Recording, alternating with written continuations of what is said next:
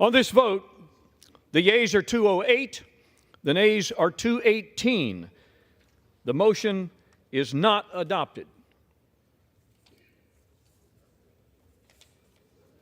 Pursuant to Clause 2A2 of Rule 9, the gentleman from Florida, Mr. Gates, and the gentleman from Oklahoma, Mr. Cole, will each control 30 minutes. The chair recognizes the gentleman from Florida. Thank you, Mr. Speaker. I yield such time as you may consume to my colleague from Virginia, Mr. Good. Gentleman from Virginia, Mr. Good, is recognized for such time as he may consume. And before the gentleman speaks, may I remind my colleagues that all parties need to be heard. Would you please clear the well and clear the aisles? And any extraneous conversations need to be taken from the floor.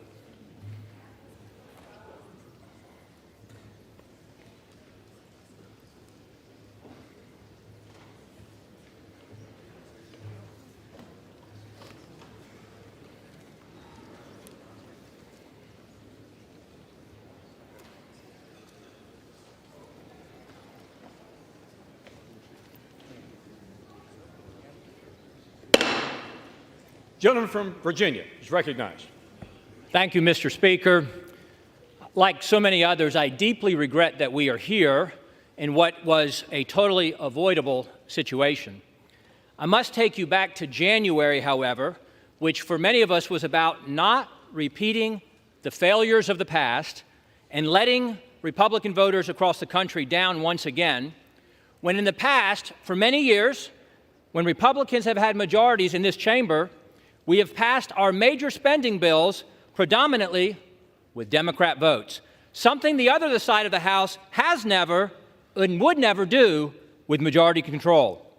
Back in January, I expressed my concern that the previous 2 years, during my first term here in this House, we had not used every tool at our disposal to fight against the harmful, radical Democrat agenda that is destroying the country, bankrupting the country, and under which the American people are suffering.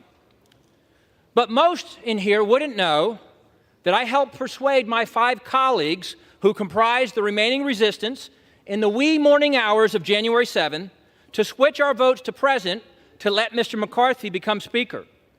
And I went to him on this very floor to tell him that he was finally going to become Speaker on the next vote.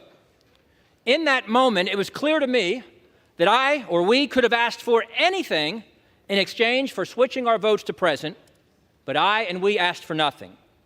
The very next week, I requested and had a meeting with Speaker McCarthy to tell him he had my full support and that I wanted him to be successful because the country needed him to be successful. In the ensuing months, I helped him narrowly pass the Parents' Bill of Rights and the Limit, Save, Grow bill. I think both of those by just 1 or 2 votes, helping persuade some of my most conservative colleagues to come along despite some of the concerns they had with those bills. And we remained united as a conference through the Limit, Save, Grow vote as we passed a bill that was cutting spending to pre-COVID levels for non-defense discretionary spending, or just over $100 billion, historic spending cuts, as the Speaker had committed to do in January, and it also included a host of other conservative fiscal reforms. Unfortunately, however, that unity and that commitment to significant year 1 cuts and spending reforms were discarded in the Failed Responsibility Act, as I call it, which passed overwhelmingly, once again, with a majority of Democrat votes, validating the concern many of us had in January. Many of us had begged the Speaker, pleaded with the Speaker repeatedly to utilize the debt ceiling to leverage spending cuts and reforms. But instead, he negotiated an unlimited increase to the debt ceiling through January of 25, as much as we can come together and gleefully spend through January of 25 with no significant wins for the American people in that FRA, or Failed Responsibility Act. But the Speaker then said that we would use appropriations. We would use appropriations to bring the fight and finally reduce our spending. He said the levels of the FRA were the ceiling and not the floor, and recommitted multiple times to go back to the $1.471 trillion that was the Limit, Save, Grow levels, radically, historically, saving $100 billion and lowering the deficit this year under Republican majority from $2.2 trillion to $2.1 trillion. That's what we were asking the Republican House to do, to go to $2.1 trillion. Meanwhile, the Speaker had committed to bring a balanced budget vote to this floor, something that still has not happened, despite the work that's been done in our Budget Committee to mark it up and have it ready to come to the floor. He also promised that we would bring all 12 appropriation bills well before the September 30 fiscal deadline. We did not. We simply, as Republicans, needed the Speaker to cast the vision, request the support of the entire conference, all of whom voted for the limit, save, grow levels, except for 4 who wanted to go even further, to lead us in joining him, sticking with him, supporting him, and sending the most conservative spending bills with the most conservative cuts possible to the Senate as the best starting position for negotiations with the Senate. Many of us begged and pleaded with the Speaker to do that over the past 5 months. When the Speaker failed us to pass our spending bills, bringing only 1 of 12 to the floor before the August district work period, members began to negotiate amongst themselves without the Speaker to find compromise. I was among those who reluctantly agreed last month to split the difference between failed responsibilities 1.586 and the limit, save, grow 1.471. I reluctantly agreed to do that, to go to 1.526 in order to pass our bills on to the Senate. We then essentially forced the Speaker, with the pressure of the calendar, the debt ceiling, or excuse me, the shutdown threat of the calendar, to bring those 4 bills to the floor last week, all of which I voted for, despite some of them not cutting to the levels we'd agreed to and other concerns I had with the bills. I reluctantly voted for the 30-day conditional CR, or continuing resolution, because it cut an additional $10 billion in the month of October, going back to the pre-COVID 1.471 levels for defense, non-defense discretionary, 30%, and it had border security. I voted for that. However, when that vote failed, the Speaker this past Friday in the Republican conference meeting made it abundantly clear that he was willing to do anything to avoid the temporary discomfort and the pressure of a pause in the 15% of the non-essential federal government operations, which would guarantee that we would lose to the Senate Democrats and the White House. If you're not willing to say no, then you're guaranteed to lose. And that was confirmed with the passage of the unconditional 45-day CR this past Saturday, once again with 209 Democrat votes. The Republican bill, 209-1 Democrats, 51-0 in the Senate side.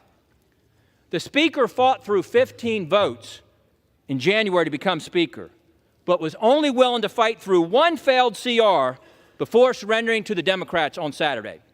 We need a Speaker who will fight for something, anything, besides just staying or becoming Speaker. If there was ever a time to fight, with $33 trillion in national debt, a $2 trillion deficit this year, 40-year high inflation, 20-year high interest rates, a downgraded credit rating, and for the first time in modern history, the polls showing, despite all the help of the media blaming Republicans in the House, the polls showed that the public was blaming Biden and the Democrats for an imminent shutdown. If not fight now, when would we fight? Now is and was the time. With the Democrats driving the fiscal bus off the cliff at 100 miles an hour, we cannot simply be content to be the party that slows it down to 95 just so we can sit in the front seat and wear the captain's hat. Our current debt and our spending trajectory is unsustainable. We need a Speaker, ideally somebody who doesn't want to be Speaker and hasn't pursued that at all costs for his entire adult life, who will meet the moment and do everything possible to fight for the country. A red line was crossed for me, I regret, on Saturday, and chose regret that I must vote against the motion to table as I did and to vote to vacate the chair. And I yield back. I reserve. Gentleman from Florida reserves his time. Gentleman from Oklahoma, Mr. Cole. Thank you very much, Mr. Speaker. I share one thing in common with my friend from Virginia. This is a very sad day, and certainly a day I never expected to have to live through. You know, I think broadly speaking, as I look across this floor, you can divide members into 3 groups. I'm very happy to be in the first group. The overwhelming majority of my party supports the Speaker that we elected. We're proud of the leadership he's shown. We're proud of the manner in which he's been willing to work with everybody in our conference and, I believe, in this chamber. There's a second group, small group. Honestly, they're willing to plunge this body into chaos and this country into uncertainty for reasons that only they really understand. I certainly don't. And then there are friends on the other side. I mean friends, honestly, with great sincerity. I have a lot of friends over there. And I recognize that my friends on the other side have a very complex set of partisan, personal, and political calculations to make. And I certainly wouldn't presume to give them any advice about that. But I would say, think long and hard before you plunge us into chaos, because that's where we're headed if we vacate the speakership. You know, I personally think there's really three reasons why we've come to this point. That's because at each three of these critical minutes, the Speaker did the right thing. First, there was a Speaker vote. You know, he got 85% of the vote in our conference, 90% of the vote from Republicans on this floor. Yet we had a small group that decided, no, they would dictate what they want. He didn't let that happen. He fought. Now, he fought for himself, but he fought for 90% of us, too, that wanted him to be the Speaker. And I appreciate that. Then, of course, we had the debt ceiling deal. Nobody here thought he could pass a bill. Nobody in America thought he could pass a bill. He did what speakers are supposed to do. He passed the bill. Then he sat down and negotiated with a Democratic Senate and a Democratic president and came back with a good deal, a deal that will limit spending. He did the right thing.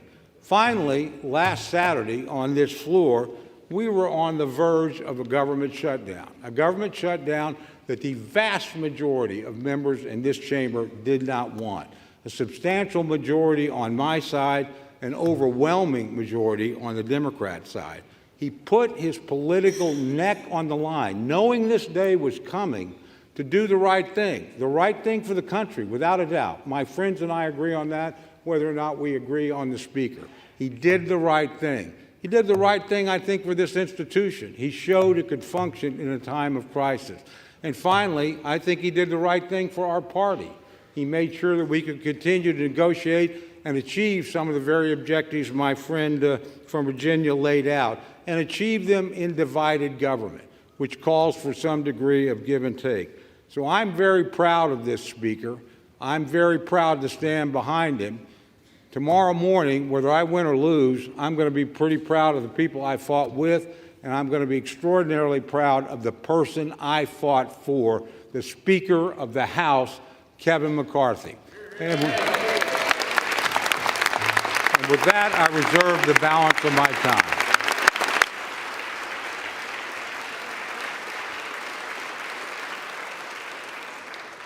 Gentleman from Oklahoma's time is reserved.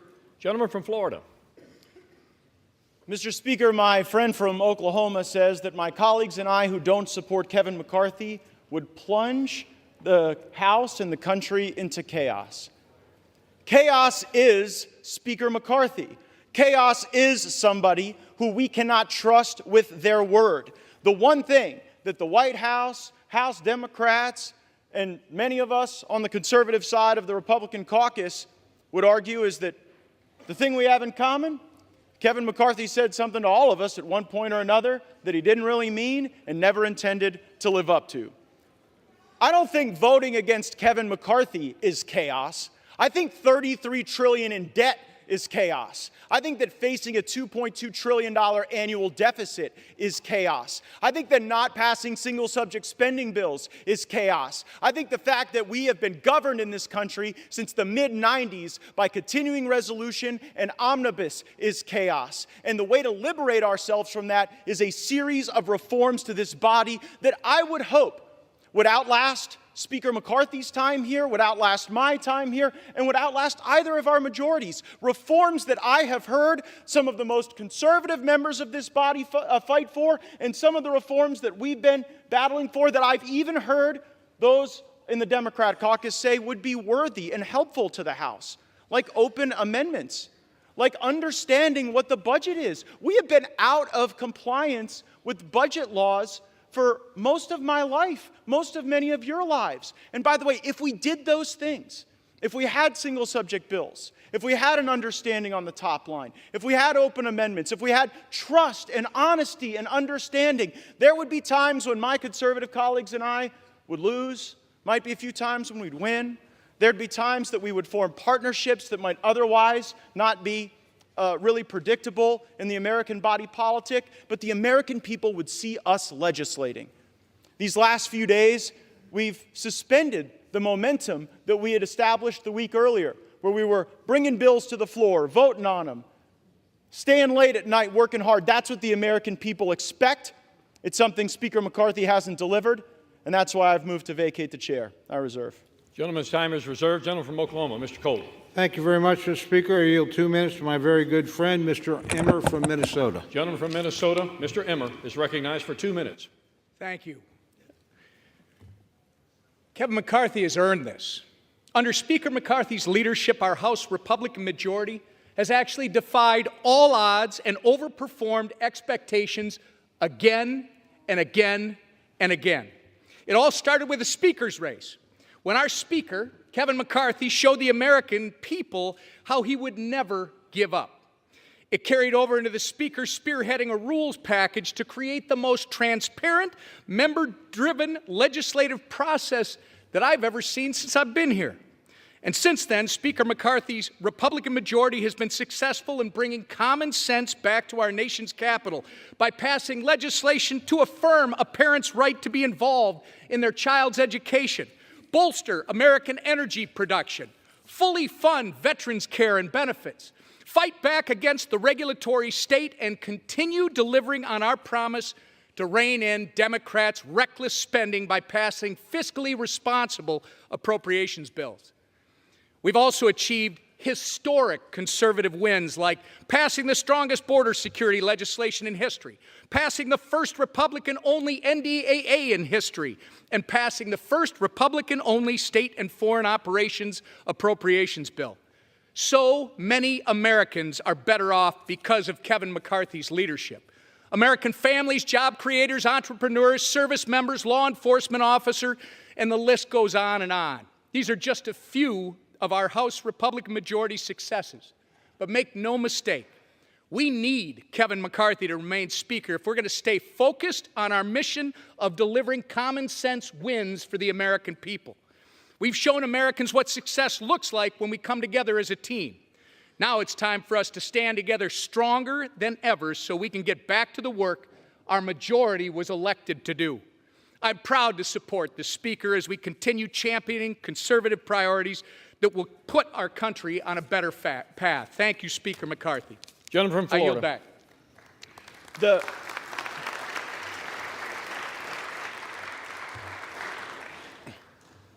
The opening line of my colleague's speech was that Speaker McCarthy always overperforms expectations, but after tweeting "bring it" and after engaging in profane-laced tirades at House conference, he just lost a motion to table. So I wouldn't necessarily consider that overperforming expectations. And time and again, I've heard my colleagues say that, well, he deserves it because he went through a tough speaker contest. Let me let everyone know, he prevailed in that speaker contest because he made an agreement to fulfill certain commitments to make this an open and honest process, and he has failed to meet those commitments, and that's why we are here. I reserve. Gentleman reserves his time. Gentleman from Oklahoma, Mr. Cole. Thank you very much, Mr. Speaker. I yield 3 minutes to my very good friend, Mr. Jordan of Ohio. Gentleman from Ohio is recognized for 3 minutes. I thank the gentleman for yielding. On January 3rd, we said the 118th Congress is about 3 things. Pass the bills that need passed, do the oversight work that needs to be done, and stop the inevitable omnibus that comes from the United States Senate right before the holidays. Kevin McCarthy has been rock solid on all 3. We have passed the bills we told the American people we would pass. 87,000 IRS agents, that bill passed. Parents' Bill of Rights, that bill passed. Energy legislation passed. Border security, immigration enforcement legislation, the strongest bill ever to pass the Congress, passed earlier this year. We have done what we told them we were going to do. We can't help it the Senate won't take up those good common sense bills. They'll have to answer to the American people come Election Day. Oversight. We have done the oversight that we're supposed to do. Because of our oversight, we know that parents were targeted by the Department of Justice. Because of our oversight, we know that 51 former intel officials misled the country weeks before the most important election we have. And because of our oversight, the Disinformation Governance Board at the Department of Homeland Security is gone. Because of our oversight, the memo attacking pro-life Catholics has been rescinded. Because of our oversight, unannounced visits to Americans' home by the Internal Revenue Service has stopped. That happened under Speaker McCarthy. And on the third one, on this side of it, we know there's a big old ugly bill coming at the end of the year, all kinds of spending, all kinds of garbage in it. We're still in that fight. Frankly, to Matt's point, we don't know how that one's going to shake out. But we do know this. We do know this. On Saturday, we didn't take the Senate's bill. They tried to send over and shove it down our throats on Saturday. We didn't take that bill. And it was a tough position he was in. There were 5 options on the table last week. Option 1 was to send a long-term CR over there that would have leveraged the 1% cut, something a bunch of us voted for, both parties. Couldn't get the votes for that one. Second option was to focus on the one issue the country now is completely focused on, the border issue. We couldn't get the votes for that one either. But when the Senate tried to send us that bill, he said no to it. I think the Speaker has kept his word. I know my colleagues and friends are saying different. I think he has kept his word on those 3 things that we talked about on January 3rd, and frankly, that entire week. He has kept his word. I think we should keep him as Speaker. I yield back.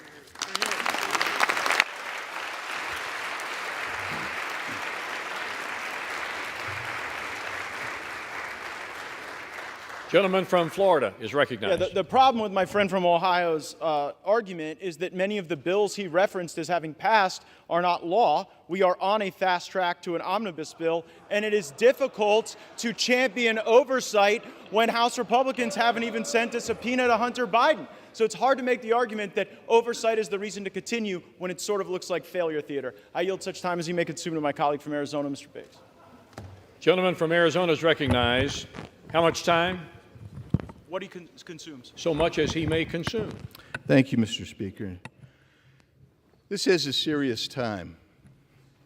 And my mind immediately goes to the young deputy from Cochise County who 2 nights ago, while trying to apprehend a runaway vehicle smuggling humans across the border, suffered major injuries, transported to Pima County, where he's in a Tucson hospital fighting for his life. I'm talking about a border that remains wide open, where drugs come through the Tucson sector, the most gotaways known and unknown of any sector along the border. Terrorists coming in. People conducting criminal conduct coming in, criminal gang members, human smugglers, sex traffickers. They're coming across our border to the tune of hundreds of thousands every month. Now, I appreciate my colleagues and their position, but I would suggest something. I don't think you can just skip to last weekend and say, oh my goodness, a CR came out last weekend on Saturday. I think we need to go back to January. I'll say this. This body came together on the Republican side, and we passed a good border security piece of legislation, H.R. 2. That's good. And then last week we passed the DHS bill and the DOD bills, which had funding for our CBP, ICE, military leaders, military men and women. But why were we successful in doing that? What happened to motivate us to get there? Well, for one thing, we didn't bother to pass the 12 appropriations bills as required under the Budget Control and Impounds Law of 1974. We didn't do it. And you know how many times that's not been done? 25 years in a row. And you know how many CRs this body has passed in that same period of time? 130. You know what that gets you? A $2 trillion plus structural deficit like we had in fiscal year 23. You know what that leads you to? A $33 trillion national debt, which is where we sit today. Leads you to somewhere north of $700 billion in interest payments. And you know why that happened? Because this body is entrenched in a suboptimal path and refuses to leave it. Refuses to leave that path. You cannot change if you're unwilling to change. We had every opportunity to change. We were promised change. We were promised we were going to go ahead and we were going to get those 12 bills done. And if we got those 12 bills done, do you know why you do 12 bills? Because it allows you to reduce spending, get rid of wasteful, duplicative programs. It allows you to set an agenda to restore fiscal sanity. We chose to not do it again. We were promised we'd do it. That's why at the end, some people said, we'll vote present. We'll go ahead. We're going to put our trust in Mr. McCarthy to become the Speaker. That didn't happen. I suspected that would be the case. That was my struggle. That was my struggle last November and December. I iterated it to this body, our conference anyway.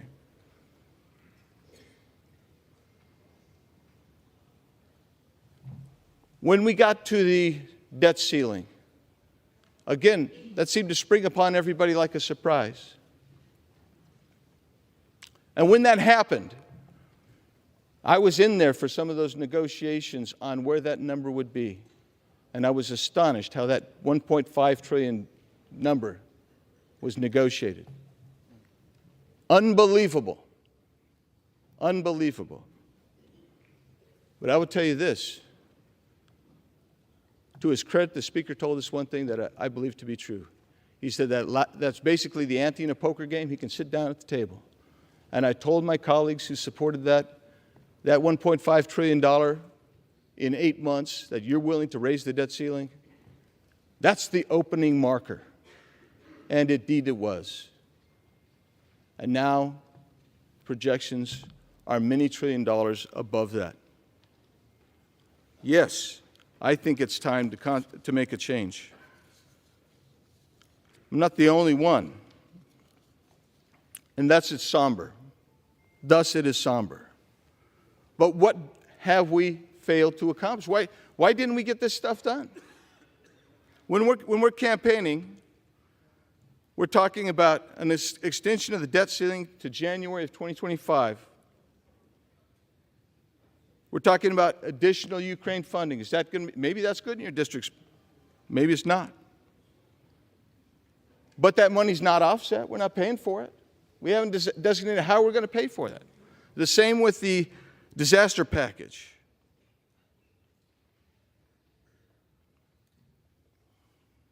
The IRS remains 80% increased.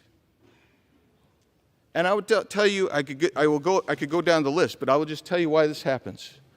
When you don't do your 12 budget bills, and you rely ultimately on a CR, and I'll get to the calendar in a second, what happens is you cannot leverage this administration to actually enforce the border laws that you need to have enforced. This is a lawless Biden regime. They will not enforce border laws. And we can pass them till we're blue in the face. But until you leverage the budget and the spending, you will not see enforcement by this administration. So now take a look at the calendar that we were just provided last week. We're supposed to finish by November 3rd our 12 bills.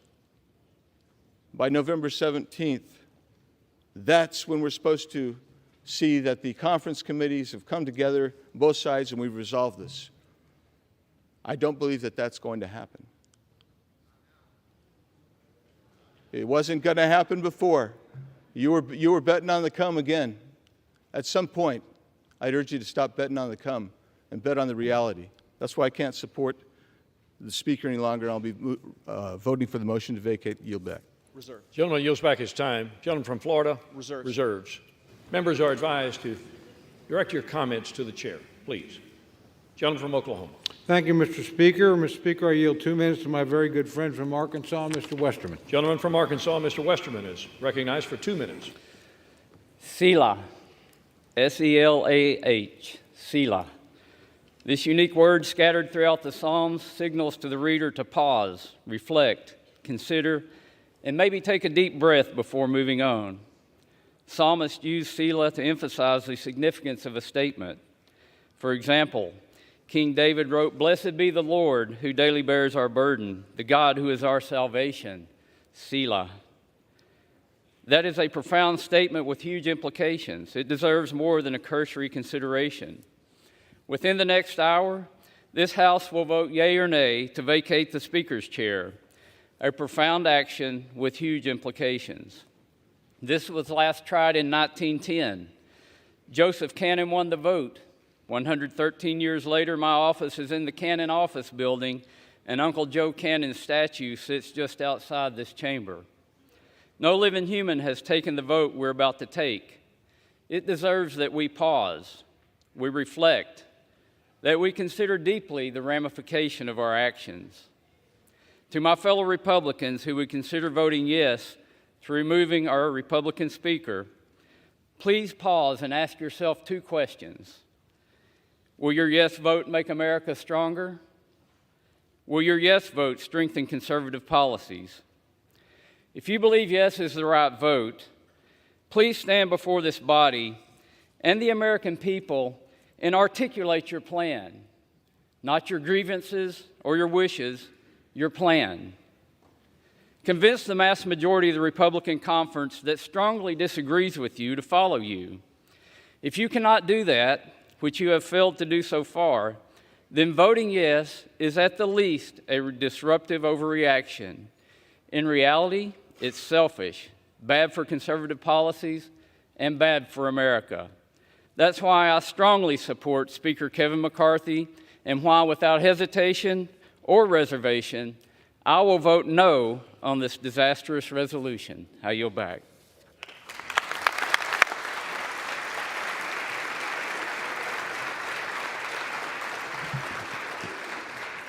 Gentleman from Florida.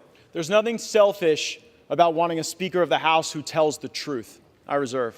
Gentleman reserves his time. Gentleman from Oklahoma, Mr. Cole. Mr. Speaker, I yield 2 minutes to my very good friend from Kentucky and fellow member of the Rules Committee, Mr. Massey. The gentleman from Kentucky, Mr. Massey, is recognized for 2 minutes. Mr. Speaker, as the only still serving co-author and co-sponsor of the motion to vacate Speaker Boehner, I can tell you this motion to vacate is a terrible idea. As the only member who's serving here who took every chance to vote against Speaker Boehner and to vote against Speaker Ryan, I can tell you that this chamber has been run better, more conservatively, and more transparently under Mr. McCarthy than any other speaker that I have served under. As a member of the Rules Committee, one of three conservatives who were placed there out of trust, the Speaker gave us a blocking position by putting 3 of us on there to keep an eye on the Rules Committee to make sure the process was fair and even. I can tell you it's been fair and even. None of us are voting against the Speaker today. Regular order is at odds with predetermined outcomes.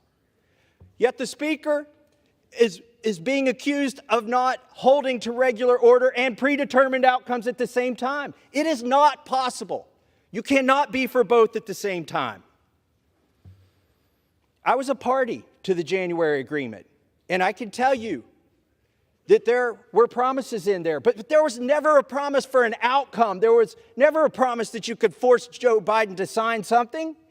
There was only the promise that we would try, and try we have.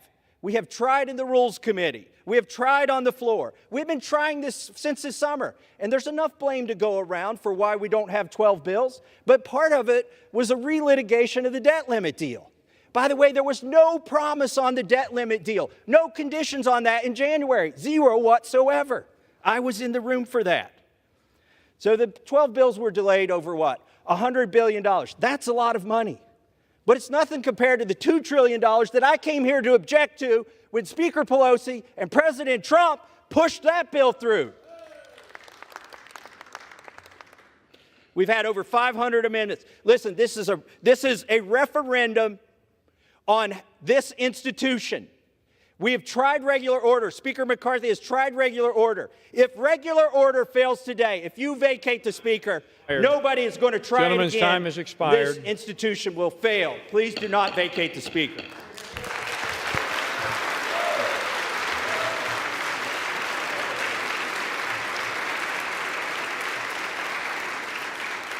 Gentleman from Florida. I reserve. Gentleman from Florida reserves his time. Gentleman from Oklahoma, Mr. Cole. Thank you very much, Mr. Speaker. I yield 2 minutes to my very good friend from California, Mr. McClintock. Gentleman from California, Mr. McClintock, is recognized for 2 minutes. Mr. Speaker, if there was ever a time for sobriety, wisdom, and caution in this House, it is right now. If this motion carries, the House will be paralyzed. We can expect week after week of fruitless ballots while no other business can be conducted. The Democrats will revel in Republican dysfunction, and the public will rightly be repulsed. It'll end when the Democrats are able to enlist a rump caucus of Republicans to join a coalition to end the impasse. This House will shift dramatically to the left and will effectively end Republican House majority that the voters elected in 2022. And this, in turn, will neutralize the only counterweight in our elected government to the woke left's control of the Senate and the White House at a time when their policies are destroying our economy and have opened our borders to invasion. There are turning points in history whose significance is only realized by the events that they unleash. This is one of those times. We are at the precipice. There are only minutes left to come to our senses and realize the grave danger our country is in at this moment. Dear God, grant us the wisdom to see it and to save our country from it.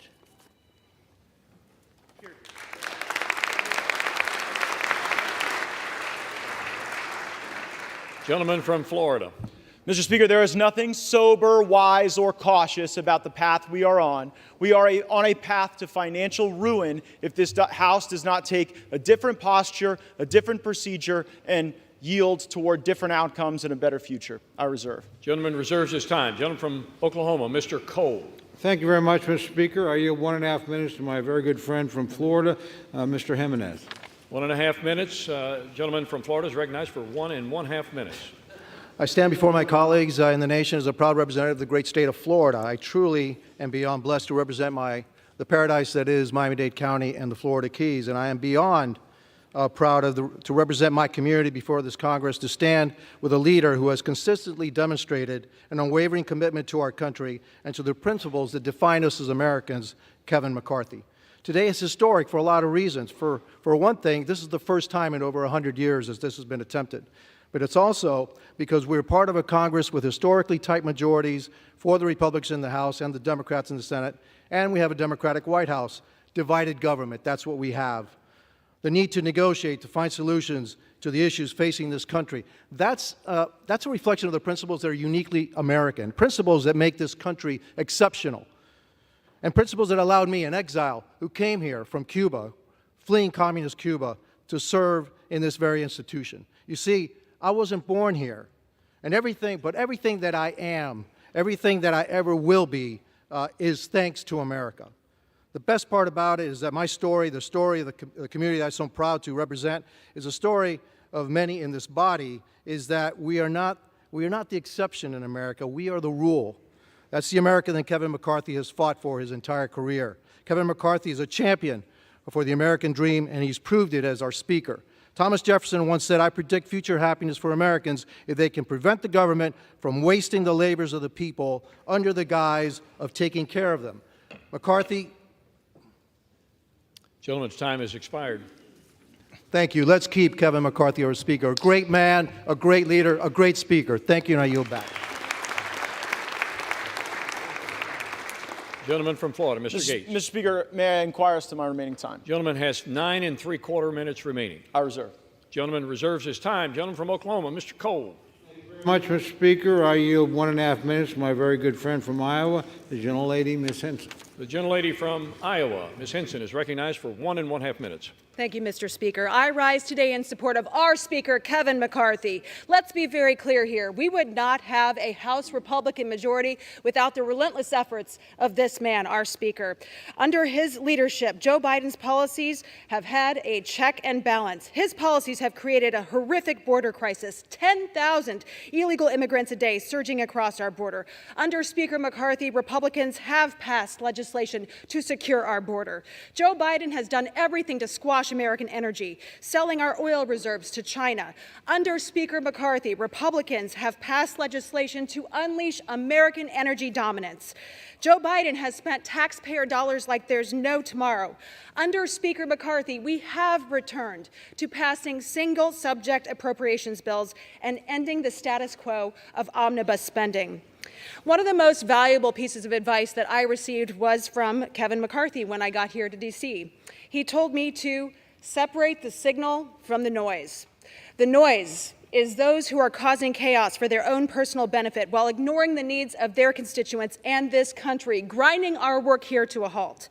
The signal is the many accomplishments that we've delivered for the American people with Speaker McCarthy at the helm. The signal is the failures coming out of the White House time and time again. The signal is the work that we must do today and going forward to save our country for my kids and yours.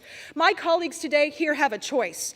Be a chaos agent or get back to work. So I call on my colleagues, let's separate the signal from the noise. Let's support our Speaker, Kevin McCarthy, so we can get back to work for the American people. Thank you, Mr. Speaker. I yield back. Gentleman from Florida, Mr. Gates. Thank you, Mr. Speaker. I think I've caught the signal, too. The signal is we're $33 trillion in debt, facing $2.2 trillion annual deficits. And our fellow Americans may be watching, wondering, how does that happen? How does the greatest country in the world have a process so broken that it would be laughed out of the rooms in the halls of the state legislatures where many of us come from? Here's how it works. The law says we're supposed to have the very single-subject spending bills that my colleague referenced in the summer.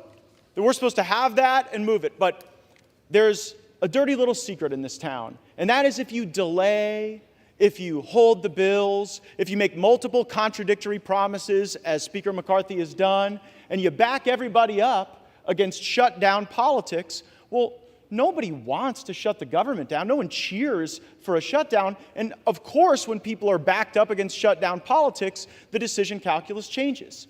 So year after year, decade after decade, we break the law and we do the same thing. We pass a continuing resolution, then we pass another continuing resolution, and then it's either another continuing resolution or an omnibus bill or a series of minibuses that lump these disparate things together. The American people want all of us to take votes on single subject matters. They don't want to see these things all mushed together and log rolled. And it was concerning to me to hear of news of a secret deal on Ukraine funding that would have log rolled more money with Ukraine with our southern border. Now, how offensive is that to our Customs and Border Patrol, to our ICE, to the people that are suffering as a consequence of our border, that some of my colleagues are only willing to stand up and fight for our border if they could send billions to Ukraine to fund their border too? Well, I've had enough of that, and that's why I brought this motion to vacate. I reserve. Gentleman's time is reserved. Gentleman from Oklahoma, Mr. Cole. Thank you very much, Mr. Speaker. I yield 1 minute to our distinguished Majority Leader, my good friend from Louisiana, Mr. Scalise. Gentleman from Louisiana, the Majority Leader, Mr. Scalise, is recognized for 1 minute. Thank you, Mr. Speaker. Thank my friend from Oklahoma for yielding. And when we go back to January, as many people have, we knew that it was going to be a narrow majority. We also knew that it wasn't going to be easy.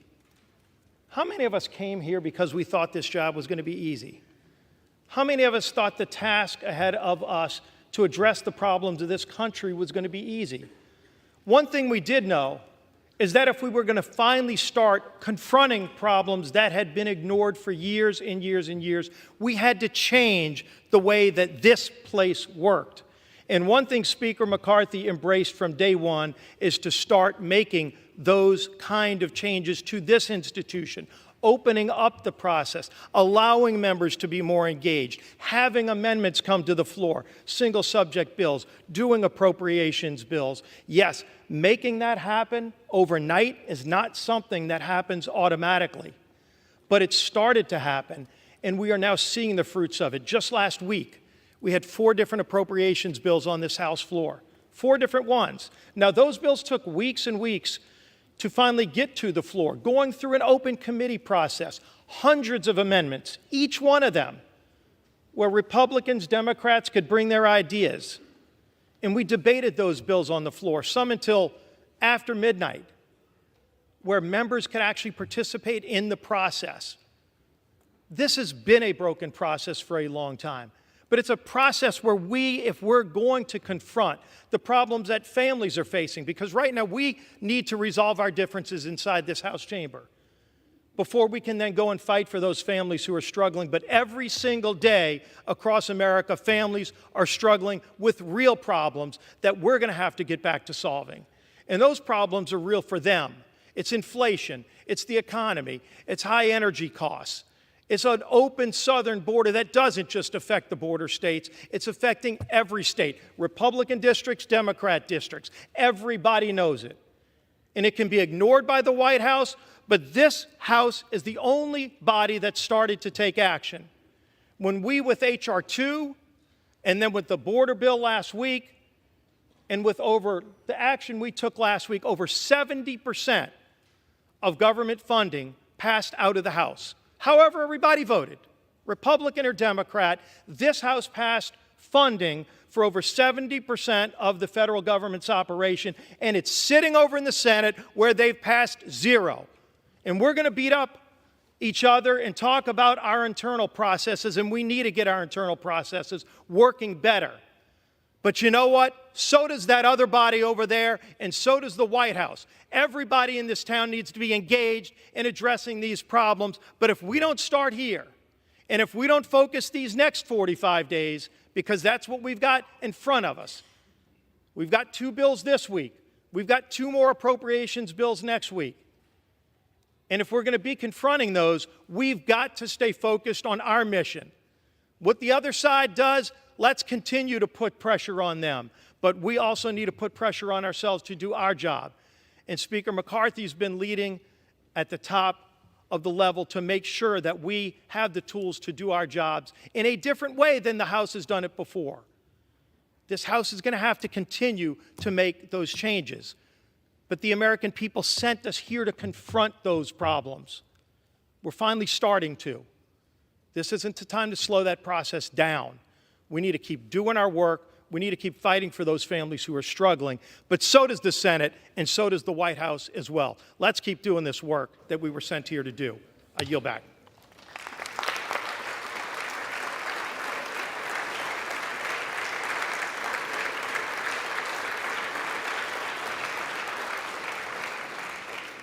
Gentleman from Florida is recognized with 7 3/4 minutes remaining. Mr. Cole commands 12 1/2 minutes left in this debate. Gentleman from Florida. I agree with everything that the majority leader said in those remarks, except one thing.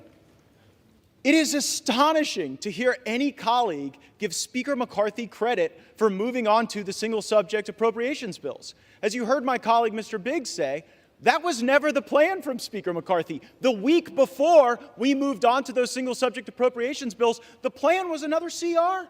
He pitched a CR. They tried to get us to vote for a CR, and only when a brave few said, we are done governing by continuing resolution. We are here to eulogize the era of continuing resolution. We will not do it. We will not pass it. These bills can go. The spending may rise and fall as the years pass. But the notion that we're going to lump in the Department of Education and the Department of Labor with our military and our troops and our Border Patrol is fundamentally unserious, and I would suggest chaotic. We cannot do that. It was only because we forced that to happen. And by the way, if we continue with Speaker McCarthy, the appropriations process will go right back to what he wanted it to go back to. Just a sideshow, just a puppet show, just something to keep the hamsters on the hamster wheel as they continue to back people up against a calendar, centralized power with the lobbyists and special interests that move all kind of money through the leadership, and then that's how they get their way, and that's why the American people have been getting screwed decade after decade, and I'm not going to tolerate it anymore without a fight. I reserve. Gentleman's time is reserved. Gentleman from Oklahoma, Mr. Cole. Thank you very much, Mr. Speaker. I yield 2 minutes to my very good friend, fellow member of the Appropriations Committee, Mr. Garcia of California. Gentleman from California, Mr. Garcia, is recognized for 2 minutes. Mr. Speaker, I want to recalibrate our minds on what is actually happening here today. This proceeding looks important, it feels consequential, but let's look at what else is happening across America. Today, about 300 Americans will die from fentanyl poisoning. Today, about 11,000 people will illegally penetrate our borders. Today's debt is approaching $34 trillion. Today's mortgage rates just hit a 25-year high, now approaching 8%. Our energy prices are again at back-breaking highs with gas approaching $8 a gallon in my district. Today, China and the CCP grow stronger with an intent to go to war by 2027, and our military is experiencing record low retention and record low recruitment. This is the reality of today for 335 million Americans under President Joe Biden. It's a dark and scary reality. This Republican majority here today in the House is the only firewall against the damaging far-left policies of the Biden administration. The single-subject appropriation bills that we were supposed to be voting on this week will literally fight to reverse the darkness of these realities and fight inflation, cut spending, secure our border while enhancing our nation's security and investing in our soldiers at a meaningful level. But today, this body filled with people in fancy suits, led by a few Republicans who are running with scissors and supported by Democrats, who have personal issues with the Speaker, have uncertain intentions and even more uncertain goals, and they've decided to make today about drama, not about solving problems and helping our constituents, but about drama. We need to be the no-drama option for America, this party, this majority, and I fear that this self-inflicted drama of today jeopardizes our majority and by definition removes the last layer of defense protecting America from this Biden administration. Let's dispense with the drama, do our jobs, and move on with defending this beautiful country. I yield back.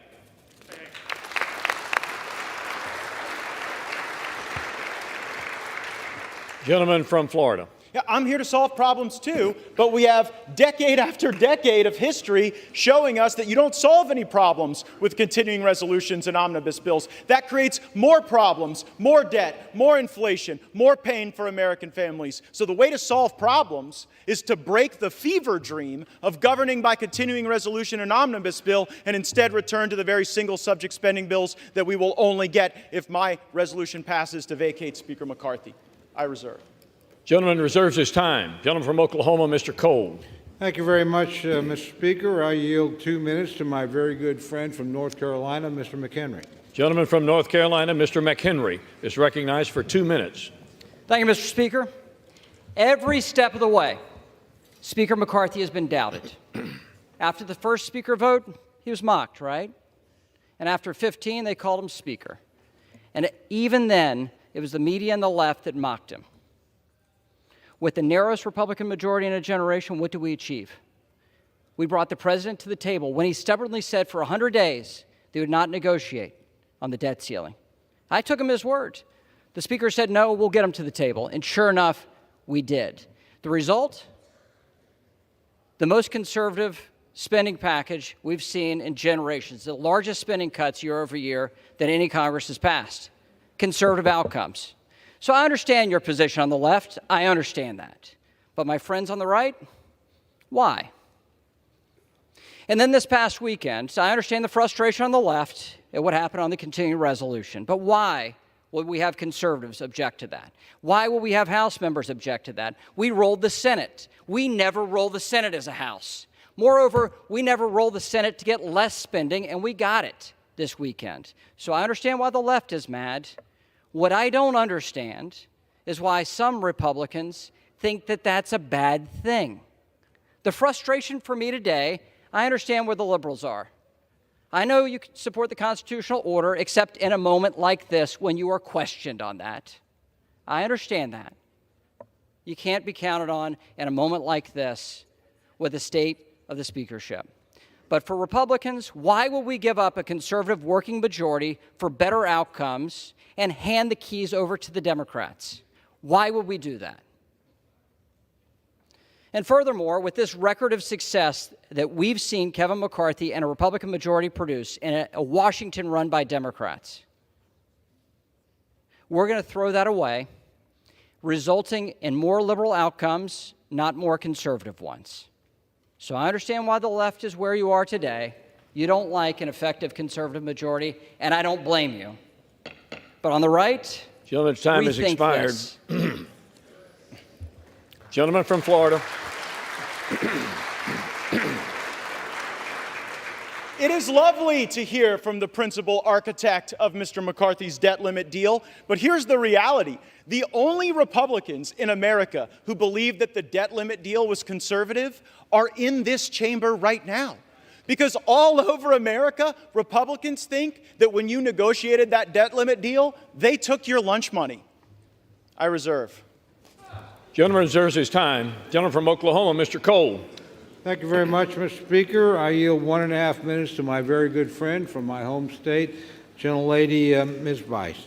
Gentlelady from Oklahoma, Ms. Bice, is recognized for 1.5 minutes. Thank you, Mr. Speaker. I rise today in support of Speaker Kevin McCarthy. Under his leadership and a very small 5-seat majority, House Republicans have achieved, contrary to popular belief, numerous victories. We passed the Parents' Bill of Rights, the Lower Energy Costs Act to lower the cost of gasoline and restore American energy independence, the Fiscal Responsibility Act, which was one of the largest enacted cuts with enforceable spending caps in American history, and H.R. 2, the most conservative southern border security bill in history. All of this while fully funding our military and our nation's veterans. Let me be abundantly clear. Attempting to remove Speaker McCarthy will put this House in a stalemate and paralyze our ability to fight for our constituents and instead create a fight amongst one another. We have 43 days to restore fiscal responsibility and advance conservative appropriations priorities, which is exactly what my colleagues have asked for. Instead, we are threatening any House proceedings. This is an unnecessary distraction. Working together under the leadership of Speaker McCarthy is of the utmost importance. I stand and strongly support Kevin McCarthy for Speaker of the House, and I encourage my Republican colleagues to do the same. Thank you, and I yield. Mr. Cole continues to reserve his time. He has 7 minutes remaining. Mr. Gates controls 5.5 in this 1-hour debate. The gentleman from Florida is recognized. I'll reserve. Gentleman reserves. Gentleman from Oklahoma, Mr. Cole. Thank you very much, Mr. Speaker. I yield 2 minutes to my very good friend and our distinguished conference leader, Ms. Stefanik of New York. The gentlelady from New York, Ms. Stefanik, is recognized for 2 minutes. Anyone and everyone who knows Kevin McCarthy, whether they are friend or foe, knows that Kevin McCarthy is a happy warrior. He is tireless. He has that uniquely American grit.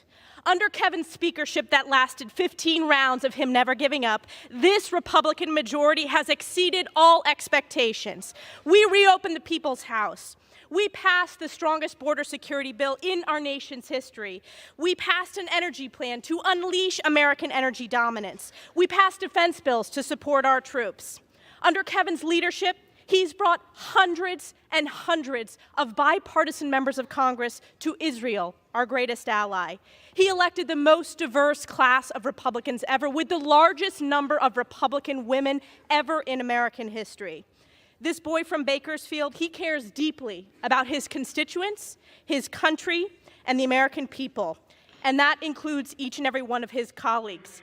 He's been to our districts, Gentlelady will toasted at our suspend. weddings, celebrated the birth of our children, and has cheered us when we haven't believed in ourselves, which is why the Republicans strongly support Speaker McCarthy and are proud he is our Speaker. And I yield back. Gentlelady, it was not the intent to cut the gentlelady off, except that we have too much chatter going on in the House chamber. Every member deserves to be heard. So if you have private conversations you need to have, please take them from the floor.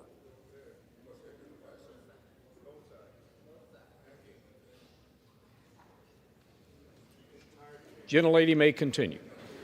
As I have said, this speaker has been to our districts. He has toasted at our weddings. He has celebrated the birth of our children, mourned the loss of our loved ones. Now more than ever, the Republicans must unify. The stakes are too high. We need to save our country, which is why this conference is proud to strongly support Kevin McCarthy as Speaker of the House. I yield back. Gentleman from Florida. I would just say, if this House of Representatives has exceeded all expectations, then we definitely need higher expectations.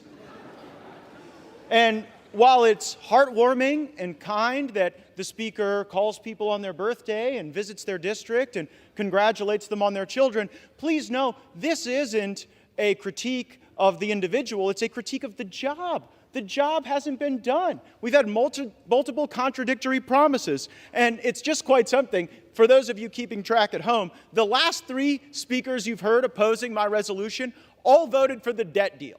So, if you believe that the debt limit deal that Speaker McCarthy brought into law was a good thing, maybe you agree with their perspective. I think the debt limit deal was a terrible deal, and that's one of the reasons. It really was the original sin of the McCarthy speakership, and it's one of the reasons I seek to vacate the chair now. I reserve. Gentleman, time is reserved. Gentleman from Oklahoma, Mr. Cole. Thank you very much, Mr. Speaker. I yield 2 minutes to my very good friend from the great state of Louisiana, Mr. Graves. Gentleman from Louisiana, Mr. Graves, is recognized for 2 minutes. Thank you, Mr. Speaker. I want to thank the gentleman from Oklahoma for yielding. Mr. Speaker, we've been here for 8 months with one of the tightest majorities in modern history. Yet look at the accomplishments of this majority, this conservative majority, with the majority of Republicans voting for the strongest border security in my lifetime, fighting against this incomprehensible energy policy that's driving up energy costs 40%, utility and gasoline payments, pushing Americans into energy poverty. We passed legislation to unleash America's energy resources, pushing back this administration's brainless policies on energy. We've passed legislation to pull back, to stop spending $4.8 trillion. Then I want to make note, my friends that are carrying this motion to vacate opposed. We've passed legislation to streamline regulations, permitting, environmental laws for the first time in 40 years. Again, my friends here opposed. We strengthened work requirements for welfare to get people back into the workforce. Again, my friends over here opposed. I keep wondering, what is going on? Are we redefining what conservative is? What's going on in this country today? What's going on in this body? Where you have Freedom Works, Heritage, Chip Roy, and Jim Jordan say something's conservative, and these folks say it's not, and they're right. And all of a sudden, my phone keeps sending text messages. Text messages saying, hey, give me money. Oh, look at that. Oh, look, give me money. I filed the motion to vacate. Using official actions to raise money. It's disgusting. It's what's disgusting about Washington. Mr. Speaker, we've watched as these folks right here that have brought up this motion to vacate have refused to pay our military service members, refused to pay them. I want to quote my delegation member, my senator from Louisiana, John Kennedy. If we're not going to pay our service members, if they're not going to be there to protect us, next time someone invades America, call a crackhead and let me know how that works out for you. Yield the gentleman another 30 seconds. Gentleman is recognized for an additional 30 seconds. Mr. Speaker, I've heard people talk about bad faith here. I've heard them make reference to this January agreement. My friends from Arizona, Virginia, and Florida. Let me be crystal clear. Not a single one of them were in the room. You know what? The Speaker didn't meet the targets of that January agreement. He exceeded them. The greatest savings in American history. The greatest savings in American history. Mr. Speaker, this isn't about fundraising. This is about our country. It's about our children and our grandchildren. We need to stand behind the slimmest 30 majority. seconds. We need to stand behind the greatest speaker in modern history that has delivered the best conservative wins for this country. I yield back.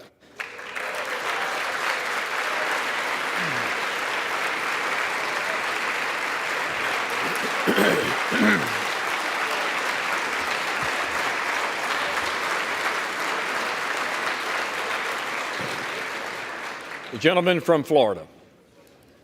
My colleague says we've passed the strongest border bills in history. Well, guess what? Look at the border right now. We didn't use sufficient leverage in the debt limit or in any other thing to actually get results on the border. The border is a disaster, really something I don't think you're going to be campaigning on, that you fixed the border. Second, you said you streamlined regulations. What the gentleman from Louisiana doesn't tell you is that all of the regulatory reform he was just bragging about is waivable by the stroke of a pen of someone in the Biden White House.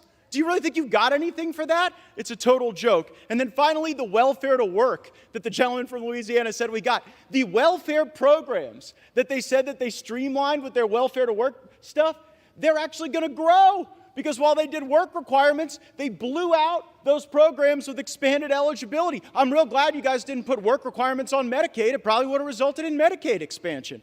And when it comes to how those raise money, I take no lecture on asking patriotic Americans to weigh in and contribute to this fight from those who would grovel and bend knee for the lobbyists and special interests who own our leadership, who have, oh, boo all you want, who have hollowed out this town and have borrowed against the future of our future generations. I'll be happy to fund my political operation through the work of hardworking Americans, $10 and $20 and $30 at a time, and you all keep showing up at the lobbyist fundraisers and see how that goes for you. I reserve.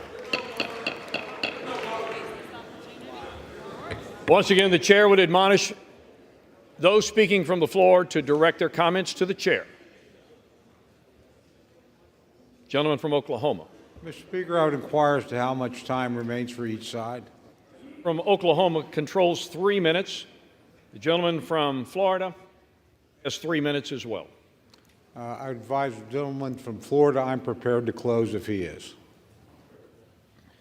Mr. Speaker, I yield the balance of my time to my great friend from North Dakota, Mr. Armstrong. Gentleman from North Dakota, Mr. Armstrong, is recognized with the remaining 3 minutes. Thank you, Mr. Speaker. Let's be clear why we're here. Because the incentive structure in this town is completely broken. We no longer value loyalty, integrity, competence, or collaboration. Instead, we have descended to a place where clicks, TV hits, and the never-ending quest for the most mediocre taste of celebrity drives decisions and encourages juvenile behavior that is so far beneath this esteemed body. Kevin McCarthy has done more in 9 months to restore the people's house than any speaker in decades. We have done regular order. We have had open amendments. And every single member of this chamber has the right, the ability, and the opportunity to be heard on the floor. It's been messy. It's been raucous. And at times it's been chaotic. And God bless every minute of it. Because democracy is supposed to be hard. And because the alternative is a closed-door process where 2,000-page bills come out of the Speaker's office at midnight and are forced to the floor the next morning. Kevin McCarthy has broken that cycle. That alone is enough for him to remain our Speaker. But that doesn't deliver his opponents what they crave the most: attention. We shouldn't stand for it. I won't stand for it. I will stand here with our Speaker, with our leader, that the overwhelming majority of our Congress supports. And you need to look no further than where the opponents are sitting today in this chamber. They're not over here, they're over there.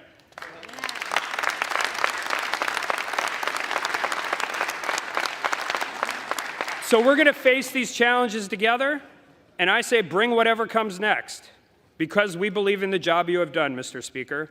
We believe in your vision. And most importantly, we are proud to call Kevin McCarthy our friend and our Speaker of the House. And with that, I yield back.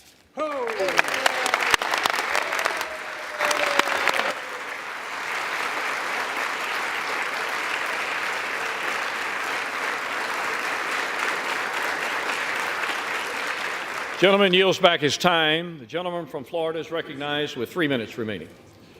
To be clear, I tried to get one of the 3 podiums on the Republican side, and y'all wouldn't let me have them, so you sent me over here. But you know what? I'll make this argument at any desk in this building, from the well, from the chair. I'll make it on every street corner in this country that Washington must change. We have to break the cycle. We have to break the fever. And I would hope, truly, that the reforms that we are fighting for are reforms that would last and be embraced and that would democratize power in this institution beyond the privileged few who back us up against shutdown politics and Christmases and deadlines in order to achieve their objectives. Mr. Speaker, high inflation is on the verge of bankrupting American families. Our economy is breaking in half. A typical American family can't afford to buy a house in 99% of U.S. counties. Inflation is stealing more than $700 a month from working Americans, nearly $9,000 a year. Kevin McCarthy is the Speaker of the House of Representatives, and he has failed to take a stand where it matters. So if he won't, I will. I make no apologies for defending the right of every hardworking American to afford a decent life for themselves and their families, and we have a greater opportunity to do that and to build coalitions under new leadership. We have to rip off the Band-Aid. We have to get back on a better course. And Mr. Speaker, I don't know how this vote's going to go. Usually when a vote comes to this floor, it's pretty predetermined. And this one, I'm not so sure. But I am sure that we've made the right argument, that this place deserves single-subject spending bills, that we should have 72 hours to read a bill, that something that spends more than $100 million shouldn't be put on the suspension agenda such that we can't amend it, and there shouldn't be secret side deals made on a continuing resolution to lump Ukraine in with border security. That is not right for Ukraine or border security because it fails to give either of those issues the dignity that they would require. But we can return that dignity to this House. We can get back on a better path. We can have single subject appropriations bills. We can set a budget top line. We haven't had a budget in this place since I was in high school. So let's get a budget. Let's get our act together. Let's get on with it. Let's vacate the chair. And let's get a better speaker. I yield back. Gentleman yields back his time. All time for debate has expired. Without objection, the previous question is ordered on the resolution. The question is on adoption of the resolution. Those in favor say aye. Aye. Those opposed, no. No. The noes have it. The resolution is, gentleman from Florida. I'd request the yeas and nays. The yeas and nays are requested. Those favoring a vote by the yeas and nays will rise. A sufficient number having risen, the yeas and nays are ordered. Pursuant to Clause 3 of Rule 20, the chair directs the clerk to conduct the vote by a call of the roll. The clerk will call the roll alphabetically by surname.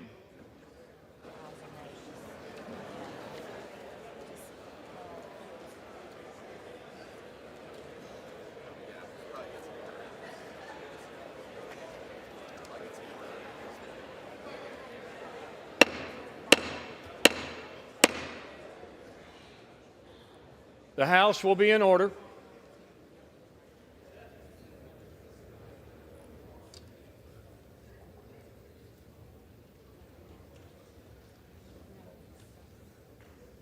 The clerk may call the roll. Adams. Yay. Adderholt. Nay. Aguilar. Yay. Alford. No. Nay. Allen. No. Nay. Allred. Yay. Amaday. No. Nay. Armstrong. No. Arrington. Nay. Auchincloss.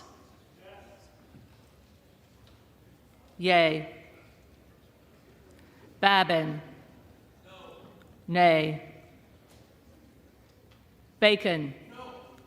Nay. Baird. Nay. Balderson.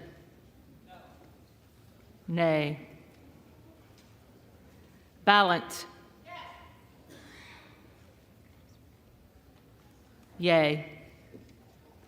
Banks. Banks. Barr. Nay. Berrigan.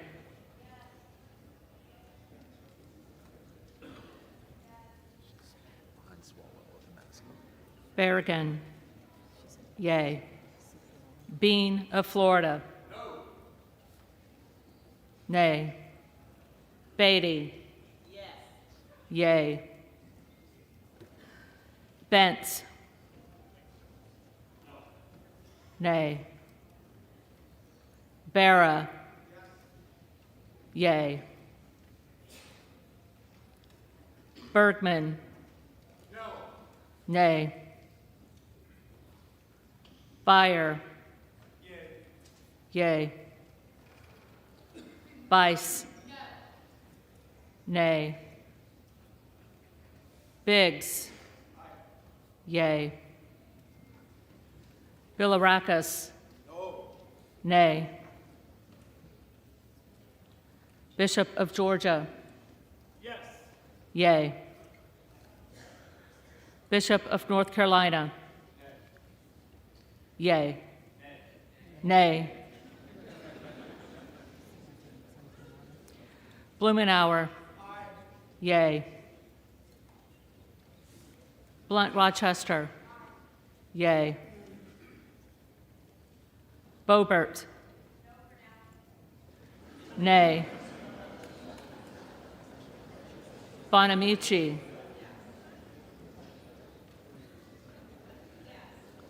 Yay. Bost. Nay. Bowman. Yay. Boyle of Pennsylvania. Yay. Burkeen. Nay.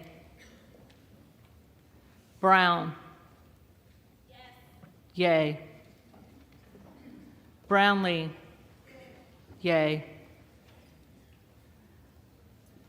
Buchanan. Nay. Buck. Yay. Bouchon. No. Bazinski. Yay. Burchett. Yay. Burgess. Nay. Burleson. Nay. Bush. Bush. Calvert. Nay. Kamek. Kamek. Caraveo. Yay. Carbajal. Yay. Cardenas. Yay. Carey. Nay. Carl. Nay. Carson. Yay. Carter of Georgia. Nay. Carter of Louisiana. Yay. Carter of Texas. Carter of Texas. Cartwright. Yay. Kassar. Yay.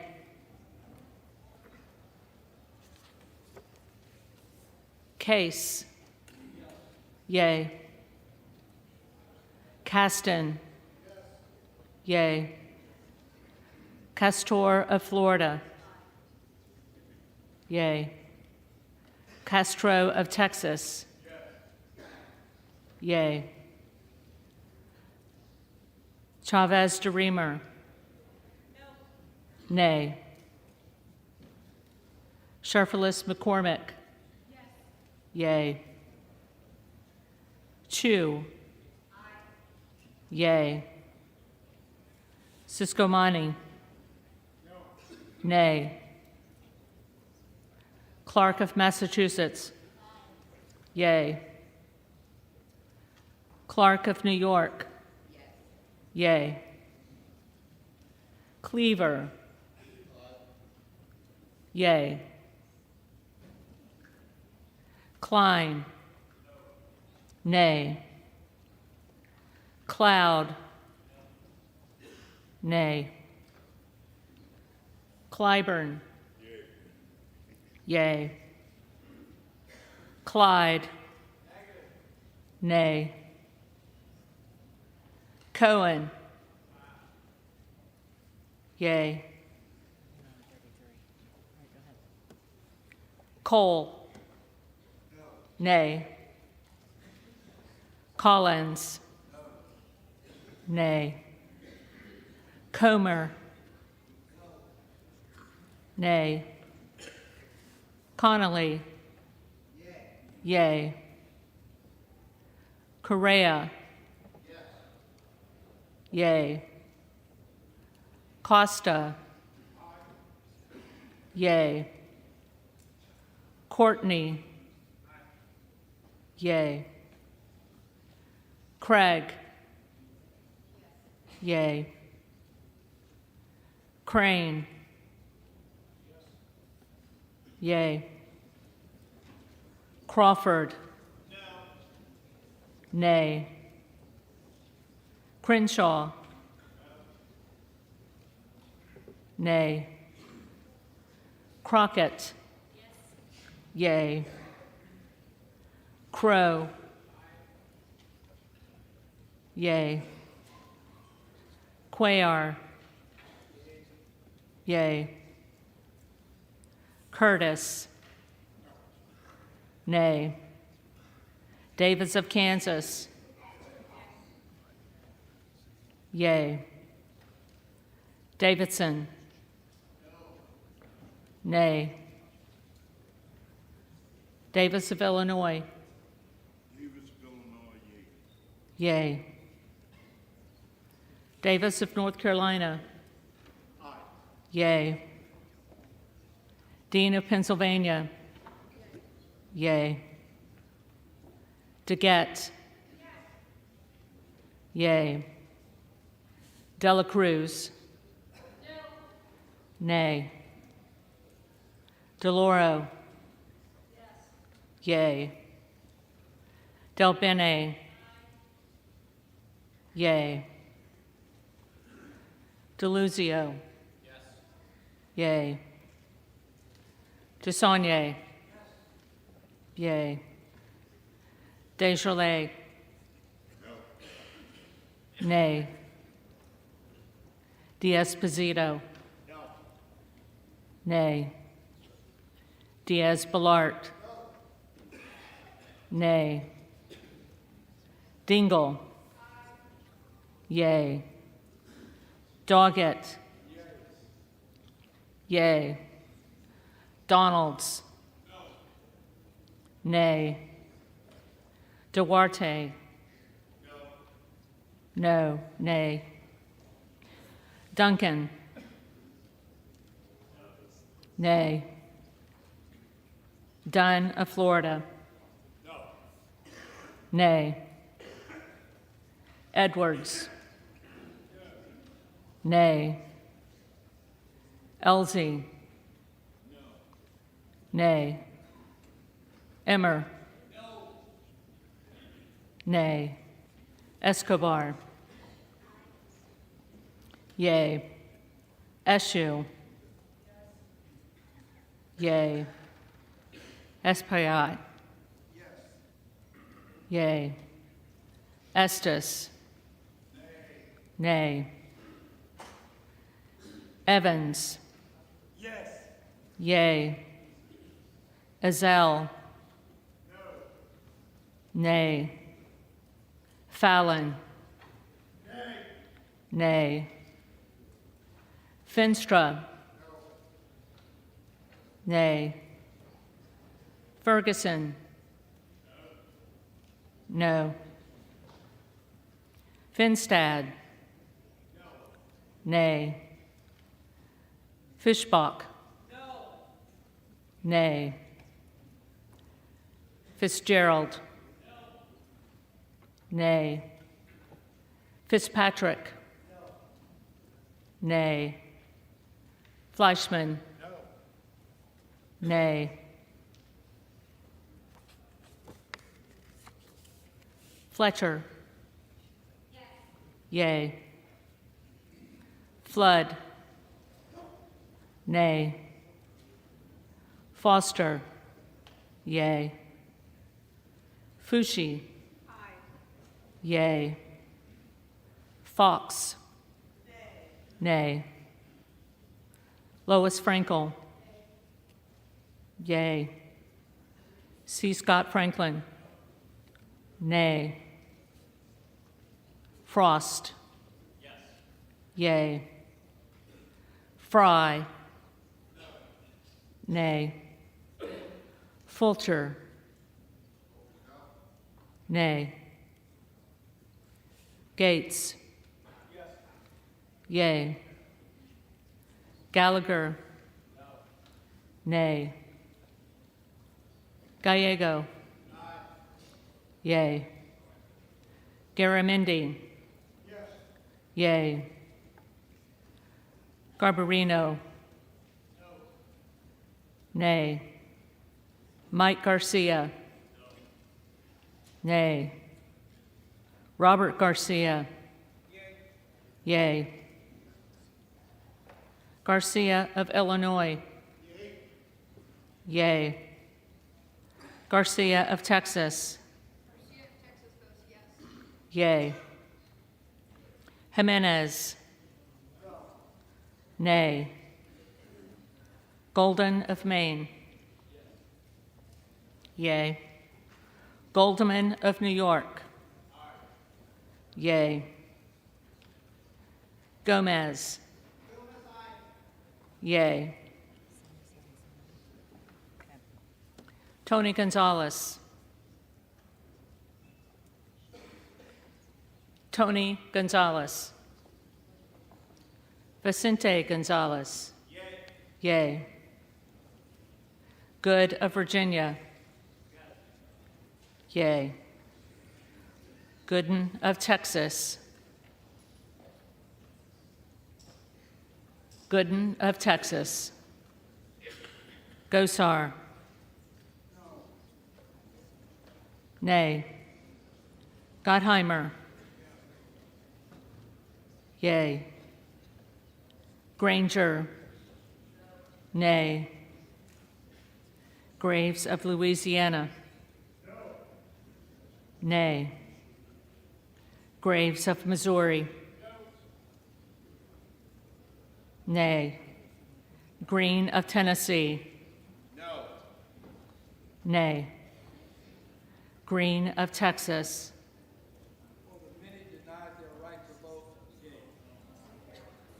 Yea. Green of Georgia?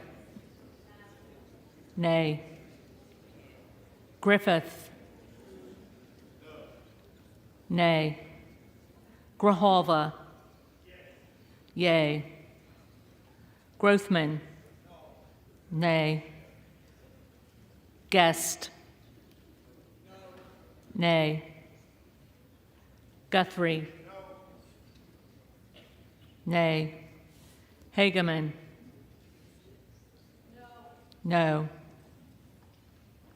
Harder of California? Yea. Harris? Nay. Harshbarger? Nay. Hayes? Yea. Hearn? Nay. Higgins of Louisiana? Nay. Higgins of New York? Yea.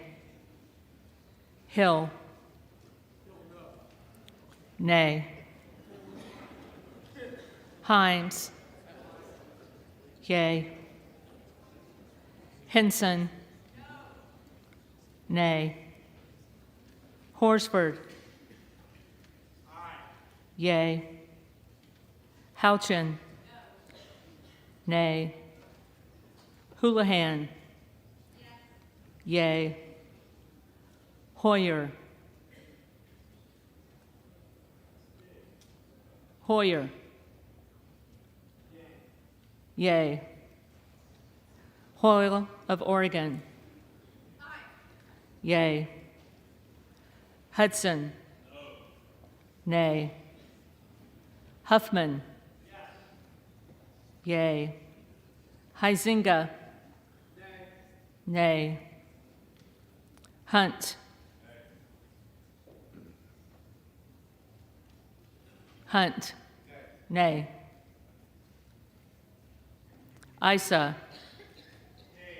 Nay. Ivy. Yea. Jackson of Illinois. Yea. Jackson of North Carolina. Yea. Jackson of Texas. Nay. Jackson Lee. Yea. Jacobs. Yea. James. Nay.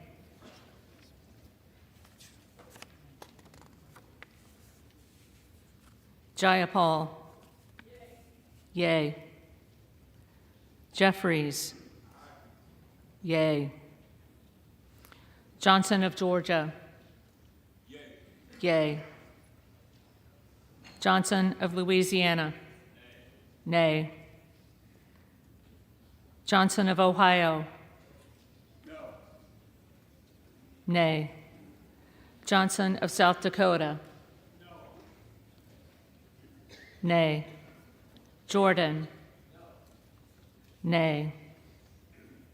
Joyce of Ohio.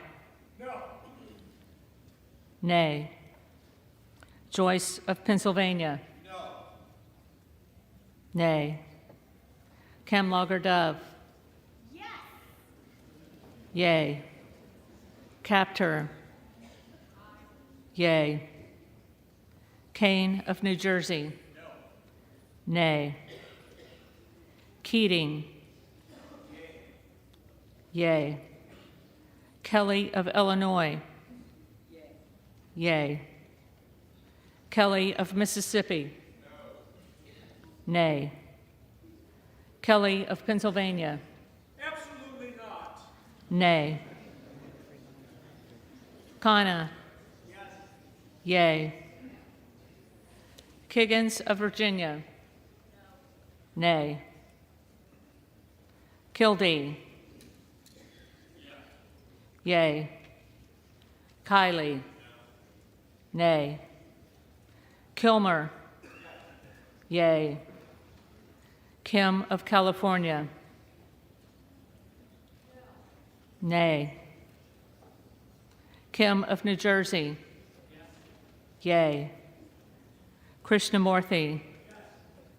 Yea. Custer. Yea. Kustoff. Nay.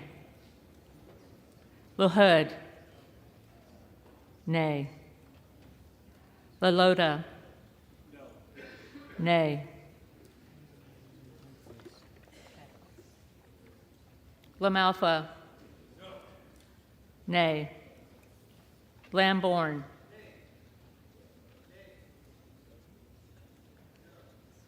Lamborn, nay. Landsman. Yea.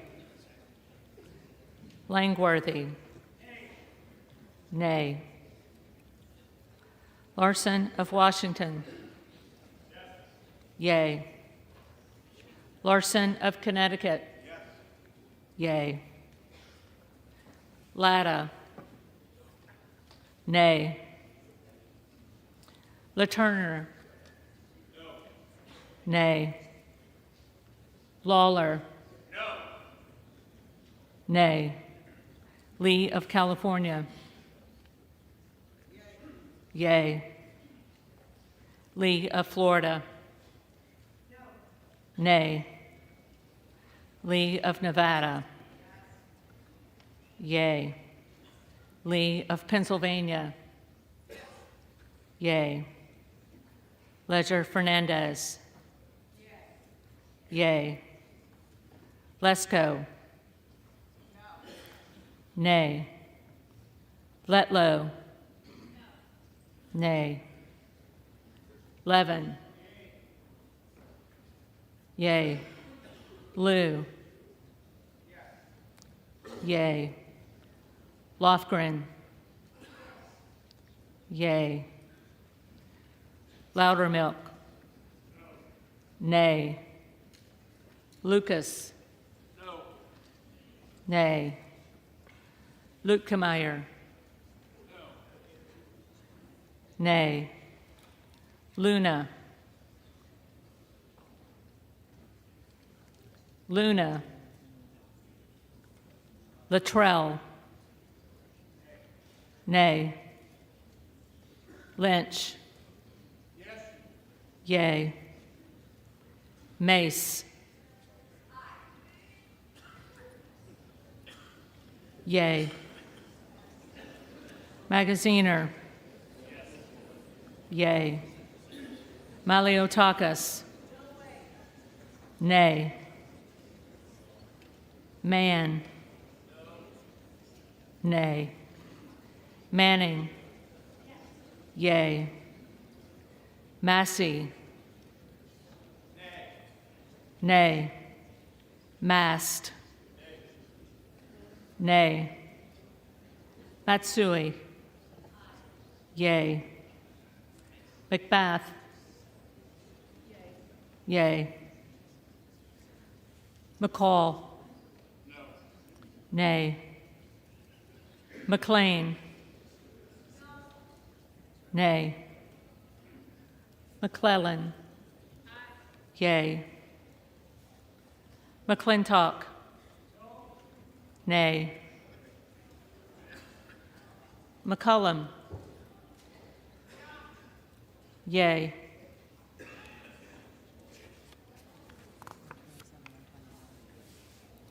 McCormick. Nay. McGarvey. Yay. McGovern. Yay. McHenry. No. Nay. Meeks. Yay. Menendez. Yay. Ming. Yay. Muser. Nay. Mfume. Yay. Miller of Illinois. Nay. Miller of Ohio. Nay. Miller of West Virginia. Nay. Miller Meeks. Nay. Mills. Mills. Molinaro. Nay. Molinar. Nay. Mooney. Nay.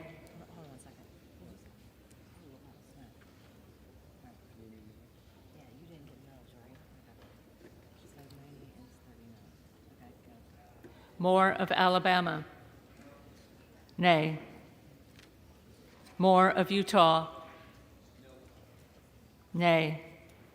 Moore of Wisconsin. Yay.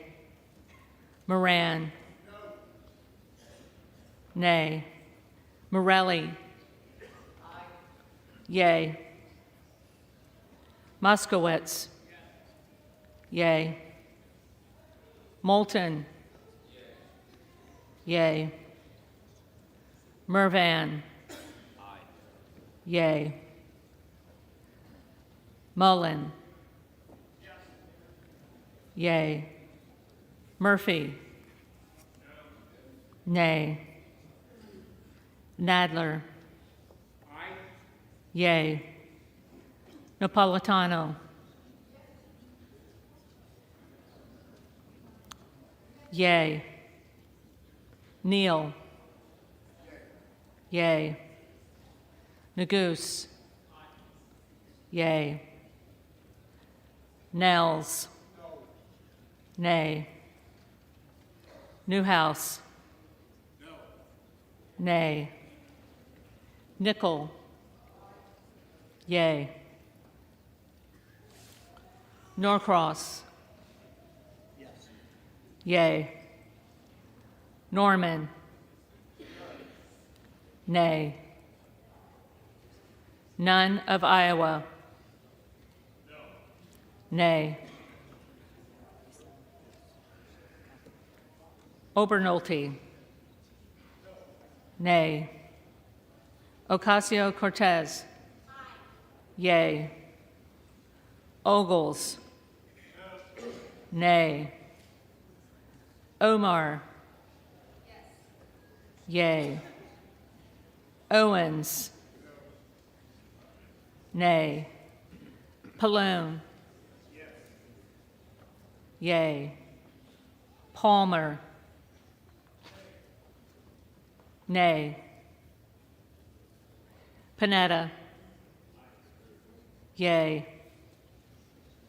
Pappas. Yay. Pasquarel. Yay. Payne. Yay. Pelosi.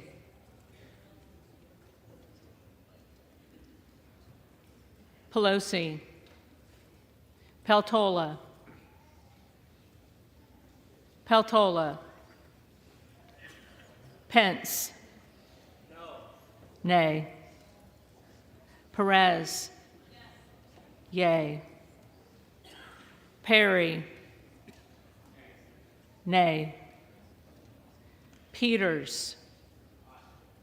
Yay. Pedersen. Yay. Pfluger. Nay. Phillips. Yay. Pingree. Yay.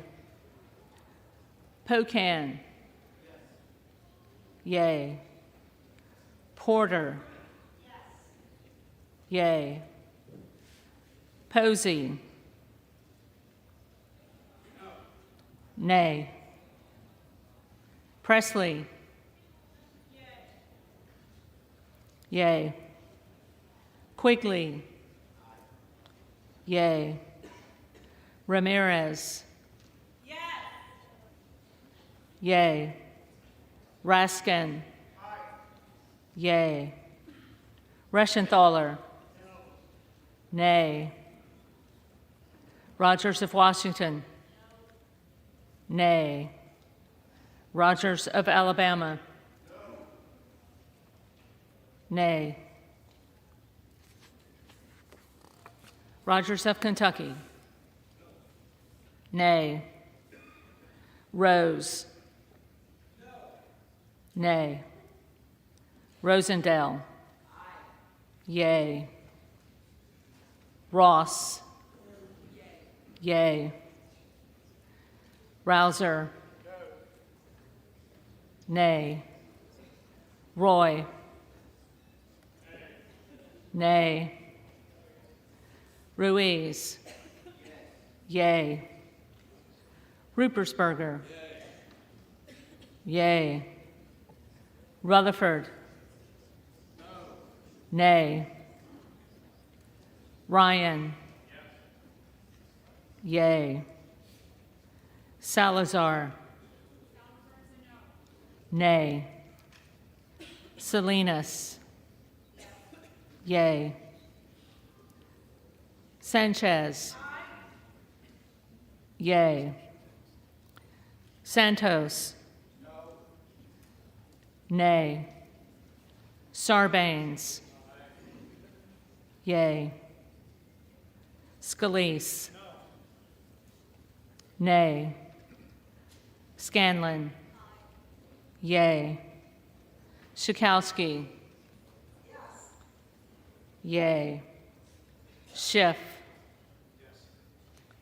Yay. Snyder.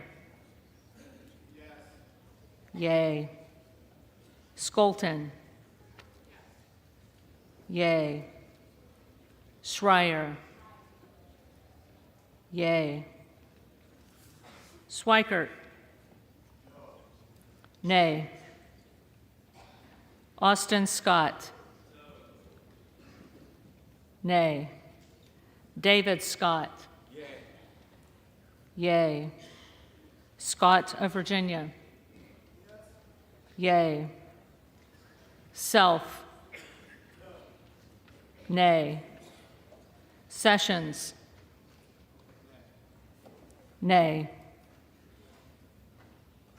Sewell. Yay. Sherman. Yay. Sherrill. Yay. Simpson. Nay. Slotkin. Yay. Smith of Missouri.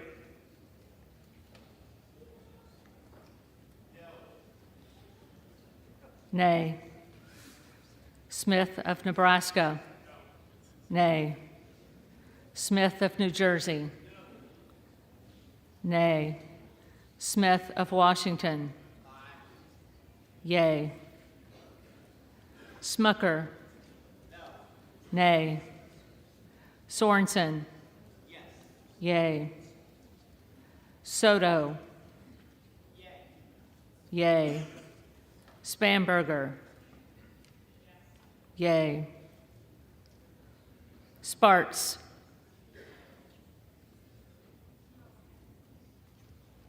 Nay. Stansberry. Yay.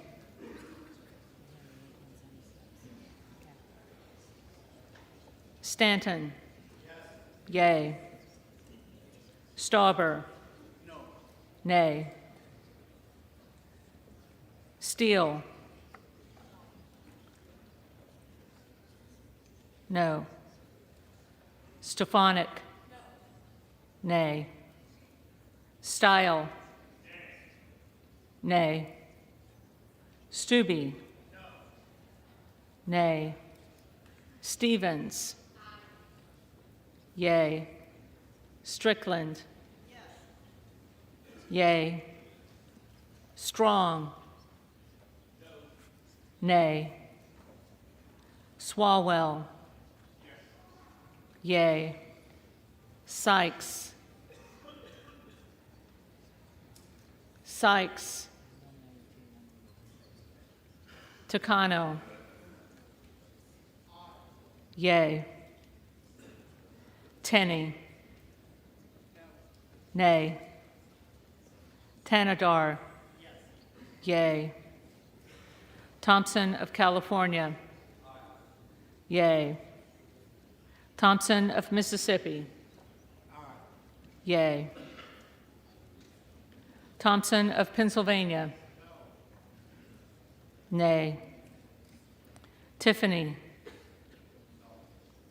Nay. Timmons. Nay. Titus. Yay. Talib. Yay. Takuda. Yay. Tonko. Yay. Torres of California. Yay. Torres of New York. Yay.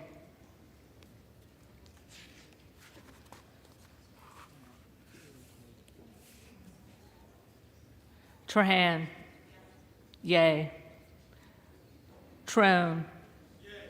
Yay. Turner. Nay. Underwood. Yay. Valadeo. Nay. Van Drew. Nobody pull a fire alarm. No. No. Van Dyne. Nay. Van Orden. No. Nay. Vargas. Yay. Vasquez. Yay. Vesey. Yay. Velasquez. Yes. Wagner. Nay. Wahlberg. Nay. Waltz. Nay. Wasserman Schultz. Yay. Waters. Yay. Watson Coleman. Yay. Weber of Texas. Nay. Webster of Florida. Nay. Winstrup. Nay. Westerman. Nay. Wexton. Yay. Wild. Yay. Williams of Georgia. Yay. Williams of New York. Nay. Williams of Texas. Nay. Wilson of Florida. Yay. Wilson of South Carolina. Nay. Whitman. Nay. Womack. No. Nay. Yackham. Nay.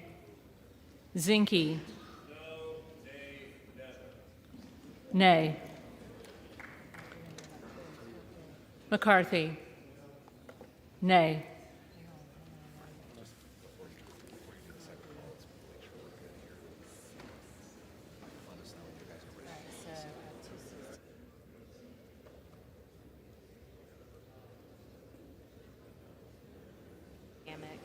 Carter of Texas. I have Tony Gonzalez. I have Gooden of Texas. I have Luna. I have McCarthy. I have Mills. I have Pelosi. I have Vitale. And then I have Sykes. Okay, so ready to move? now I've got to go through these. Are you good?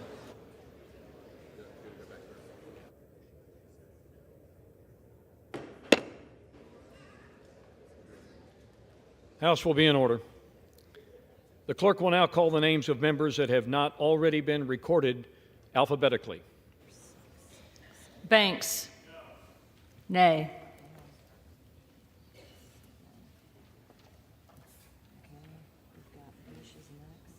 Bush.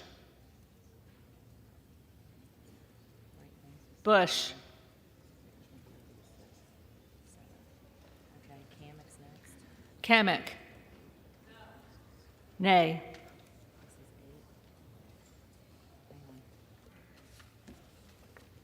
Okay, I've got Carter of Texas next.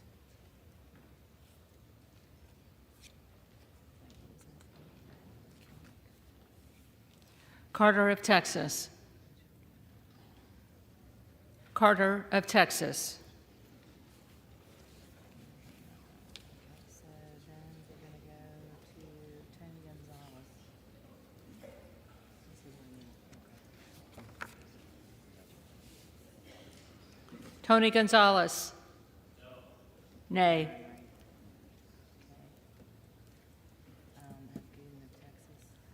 Gooden of Texas. Gooden of Texas.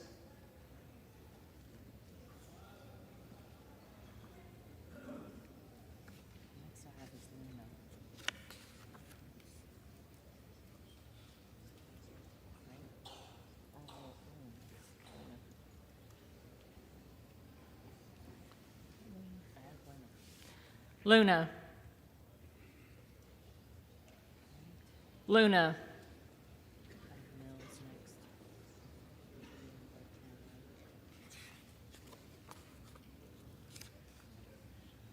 Mills. Nay.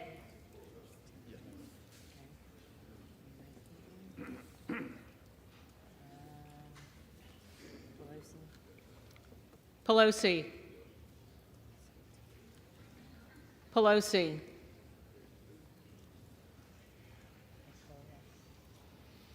Peltola. Peltola.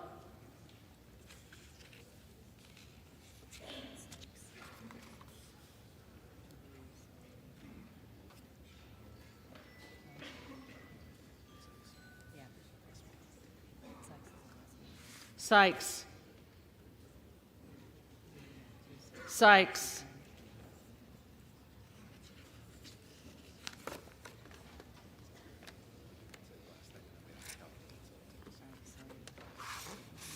Are there other members in this body who have not been recorded or who wish to change their vote?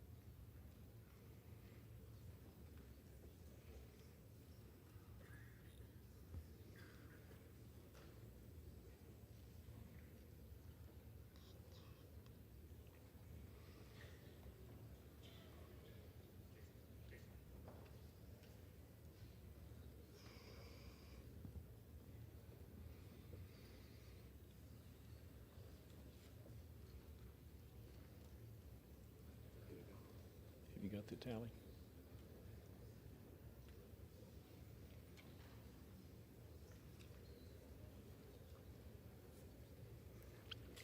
On this vote, the yeas are 216, the nays are 210. The resolution is adopted. Without objection, the motion to reconsider is laid on the table. The office of Speaker of the House of the United States House of Representatives is hereby declared vacant.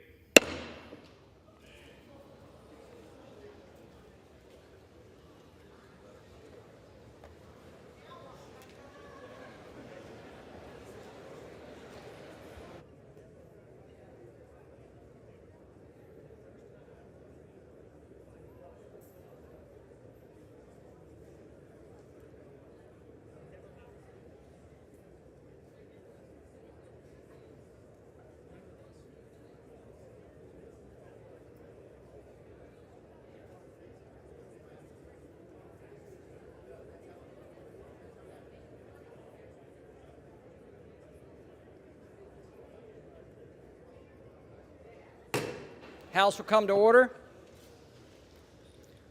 The chair lays before the House a communication. The Honorable the Speaker, House of Representatives, sir.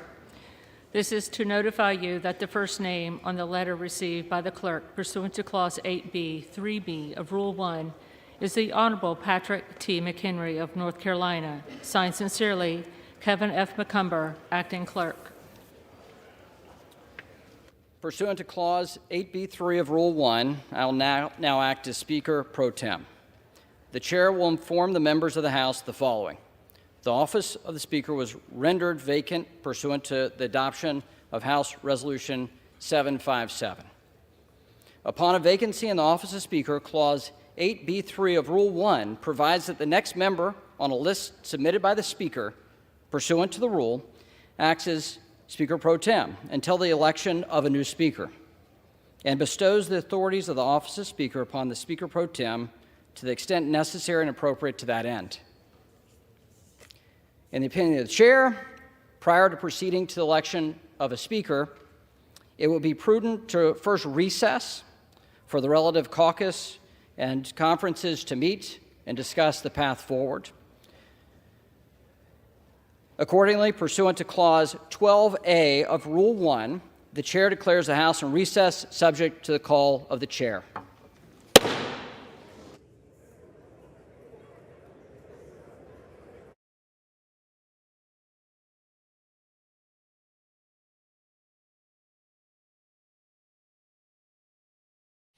All righty, so that was live coverage of whatever you think of Speaker McCarthy, or whatever you think about Matt Gaetz, or whatever you feel about one way or the other. That was live coverage of an absolutely historic event here in American history. This hasn't been done since 1910. It was look, no one said governing was exciting. It's not. Most of it is boring. Most of it is exactly what you just saw it to be. The House currently sits in recess at the moment. We will see what comes of this afterwards. I'm not sure when the next vote will be. It is 10 minutes to 5 here on the East Coast. It is entirely possible that they adjourn for the evening. For those of you just tuning in, my name is Kevin Smith. I'm the host of Loud Majority Live. I know there's a lot of new people watching on Rumble.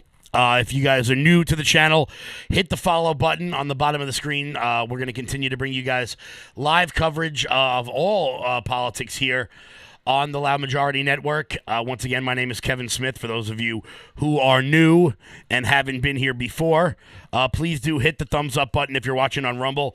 If you're watching on Facebook, hit the like button. Follow the page. This is, as I said, this is a historic day. There's no doubt about it.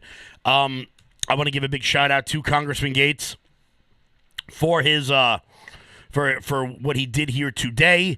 If you guys are new to the channel, yes, Paul, I know you are new. There may be some new people watching, guys. Hit the follow button on the bottom of the screen. Creative Erin, can you please message me on one of the social media apps, whichever one you so choose? It is I would love to know about what memes you've got going on. So once again, I want to thank everybody so much for sticking with us. I know we've been on the air now for almost 2 hours.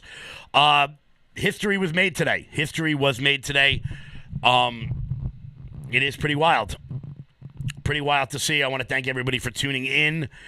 We will wait and see what comes of the next speaker vote. Let's see who's around. I don't like McConnell, but I don't think that's good. I don't know what that means. So Kevin McCarthy has been ousted as the House Speaker. Thank God. Thank God he has been removed. It was pretty shocking to see all of the members of the Republican caucus get up there and basically just talk about all the good things Kevin McCarthy has done for them. I thought it was wild when Elise Stefanik went up there and talked about how he had been at people's weddings and he had been there for when their children were born. Congresswoman Stefanik, I have absolutely no idea what the hell that has to do with governing. I have no idea what that has to do with stopping the aid to Ukraine. I have no idea what that has to do with virtually anything. But you seem to think that it is a good thing that he's been in your districts. Yeah, he's been in your districts because all of you pay him to go to your districts. It's pretty shocking to me. It's Paul, that's not nice. That's not nice. Guys, make sure you're hitting the thumbs up button if you're watching on Rumble. So we will see what comes of this as the day continues. As I said, it's 10 to 5 here on the East Coast. So who really knows what could happen from here on out. I want to thank everybody so much for tuning in. We will if something new breaks If something breaks, if they come back into session, we will be running it again. So all of you guys know where to tune in. Creative Aaron, please, can I message you on here? No, I can't. Yeah, shoot me a message. I would love to see what memes you're coming up with, because some of the stuff I've seen so far have been pretty funny. So, guys, as I said, thank you all so much for tuning in. Kevin McCarthy, for at least for the moment, has been removed as the House Speaker. A historic day in American history. One people will read about from here on out. So I want to thank everybody so much for tuning in. Yeah, wild day. I want to thank guys. Stay tuned. If something new happens, I will be sure to bring that to you guys as it happens.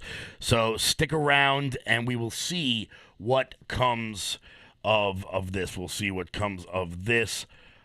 C-SPAN. Let's see what's going on right now. See if anything new is happening. Let's see if anything. Hopefully, YouTube can finish up this ad that nobody really wants to see. Let's see what they've got here. Let's see if we can get past this ad on YouTube. See what's happening. I'm sure everyone is speaking right now. Here is. I'm going to run C-SPAN live for a little bit. I'll be back, guys.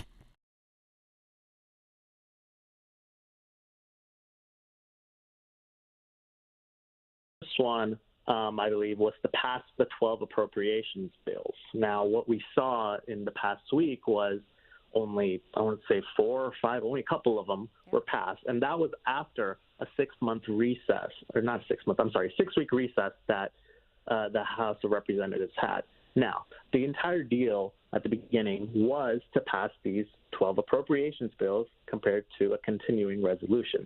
Now, I think the final straw, personally, was the fact that Kevin McCarthy allies with the Democrats to pass a continuing resolution that does nothing, absolutely nothing, to decrease the deficit.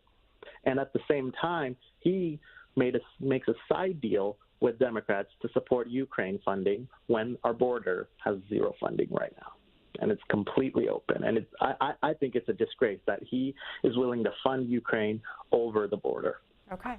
Austin, they're echoing the arguments made that you probably heard when you were watching today's debate here on C-SPAN, and that argument being made by Matt Gaetz, who is the one that put forth this motion to what they call is vacate the speakership, a motion to remove Kevin McCarthy from this post. You may have noticed when you were watching today's debate that Matt Gaetz was over on the Democratic side. Jake Sherman of Punchbowl News. Gaetz is being forced to speak from the Democratic side of the House chamber because allies of Kevin McCarthy blocked all the other microphones. So that is why he was on that side of the aisle during that 1-hour debate today. Olivia Beavers, who also covers Capitol Hill, with this tweet: there's a group of House Republicans huddled and praying on the House floor, she says right now. Representative Ann Wagner appears to be crying. We will see what's next here for Kevin McCarthy and for the House Republicans, the majority that controls the lower chamber of this Congress. Of the 8 Republicans who voted to push out Kevin McCarthy, they were Representatives Biggs, Buck, Burchett, Crane, Gaetz, Good, Nancy Mace, and Matt Rosendale. Those 8 voted along with all the Democrats to remove Kevin McCarthy as Speaker. Arjun in Whittier, California, Republican, you're next.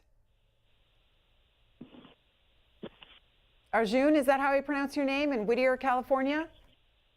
Yes, I'm from Irvine, California. All right, we're listening to you. Go ahead. What do you think of what happened today in the House? I think it's incredibly foolish. I think Congressman Gaetz is doing this strictly for publicity reasons. If Republicans are going to want to win in 2024, we need to show that we're the party of unity. With all the chaos and dysfunction that's going on in the Democrat Party, it's foolish for the Republicans to make such a bold stand like this. I think we need to get our act together.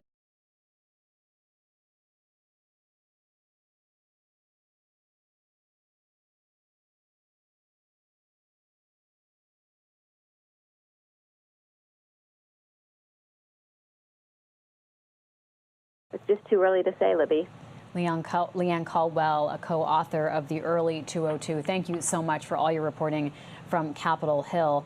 Rhonda, our colleagues are also telling us that Kevin McCarthy, Congressman Kevin McCarthy, Speaker McCarthy, no more, left the House floor surrounded by a big security detail. He didn't answer any questions, but he did say he will speak to the press later, and of course the American people through the press. We have so many questions about what happens next. So what will you be watching for? Yeah, there are so many questions. And just to talk about what you just asked Leanne about what could happen to Matt Gaetz, it does not look like he made any friends today in the House chamber. One thing that is being talked about is perhaps the House Ethics Committee will engage in a further investigation of him. That is something that has been discussed, that we don't know. That is a secretive committee, but he was under investigation under that committee. They paused on writing their report on him because the Justice Department was looking in to some misconduct allegations. That case was dropped by the Justice Department. House Ethics is thought to perhaps investigate Gaetz more. We have heard that this could prompt that, but unsure. But I just wanted to also clear that up as well, because it was a good question that you just asked, Leanne. But what I'll be looking for next is, what America is probably looking for next. Who is going to be this next speaker? I'm also looking at how this is going to affect the dynamic. This has been a pretty tumultuous Congress, and we still have a year and some change left in it.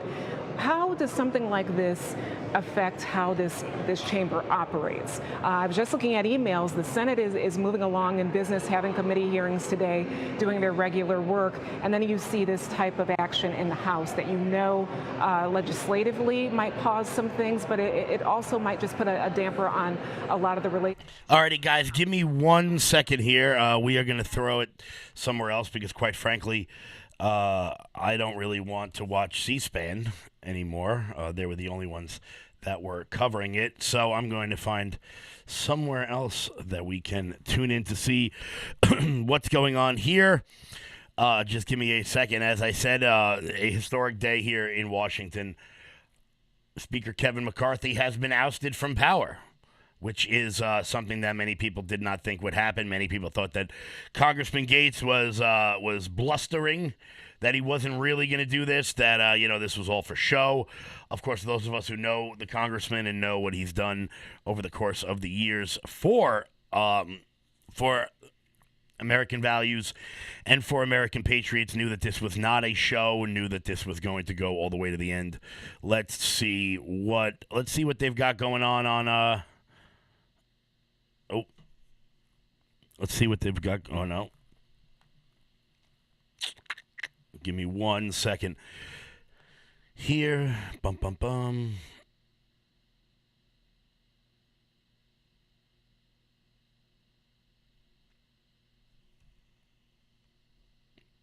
No, it's not going to work. All right, so we'll throw it back to C-SPAN for right now. The yeas are 216. The nays are 210. The resolution is adopted. Without objection, the motion to reconsider is laid on the table. The office of Speaker of the House of the United States House of Representatives is hereby declared vacant. Oh my God. It's over. Kevin McCarthy has been ousted as Speaker. The House taking away his gavel in a vote of 2016 to 210. House is now in recess, so the Democrats and Republicans will meet separately to discuss who they want to have as Speaker. The effort being led by Florida Congressman Matt Gaetz, who's fuming over out-of-control spending and claims McCarthy's broken promises. Lawmakers duking it out all day over what Kevin's fate should be. Think long and hard before you plunge us into chaos, because that's where we're headed if we vacate the speakership. Chaos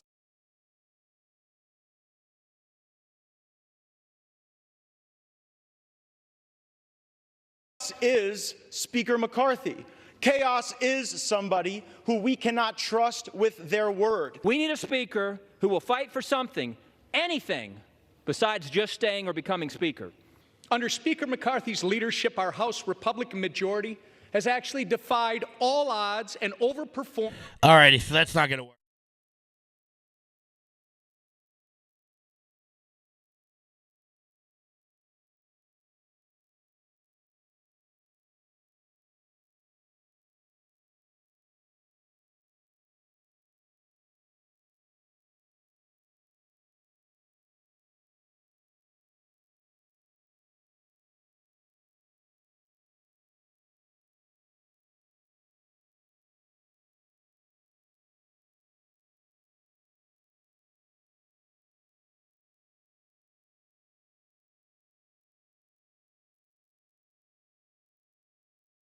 Sorry about that. We're not going to be able to pull anything up right now.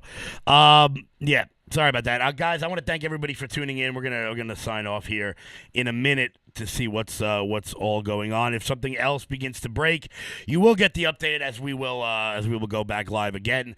Guys, if you're new to the channel, hit the follow button so we can keep bringing you guys the content you guys want to see. We will wait to see what happens next. Guys, we'll be back in a little bit. Thank you all so much for tuning in. Until tomorrow morning, everybody, stay loud.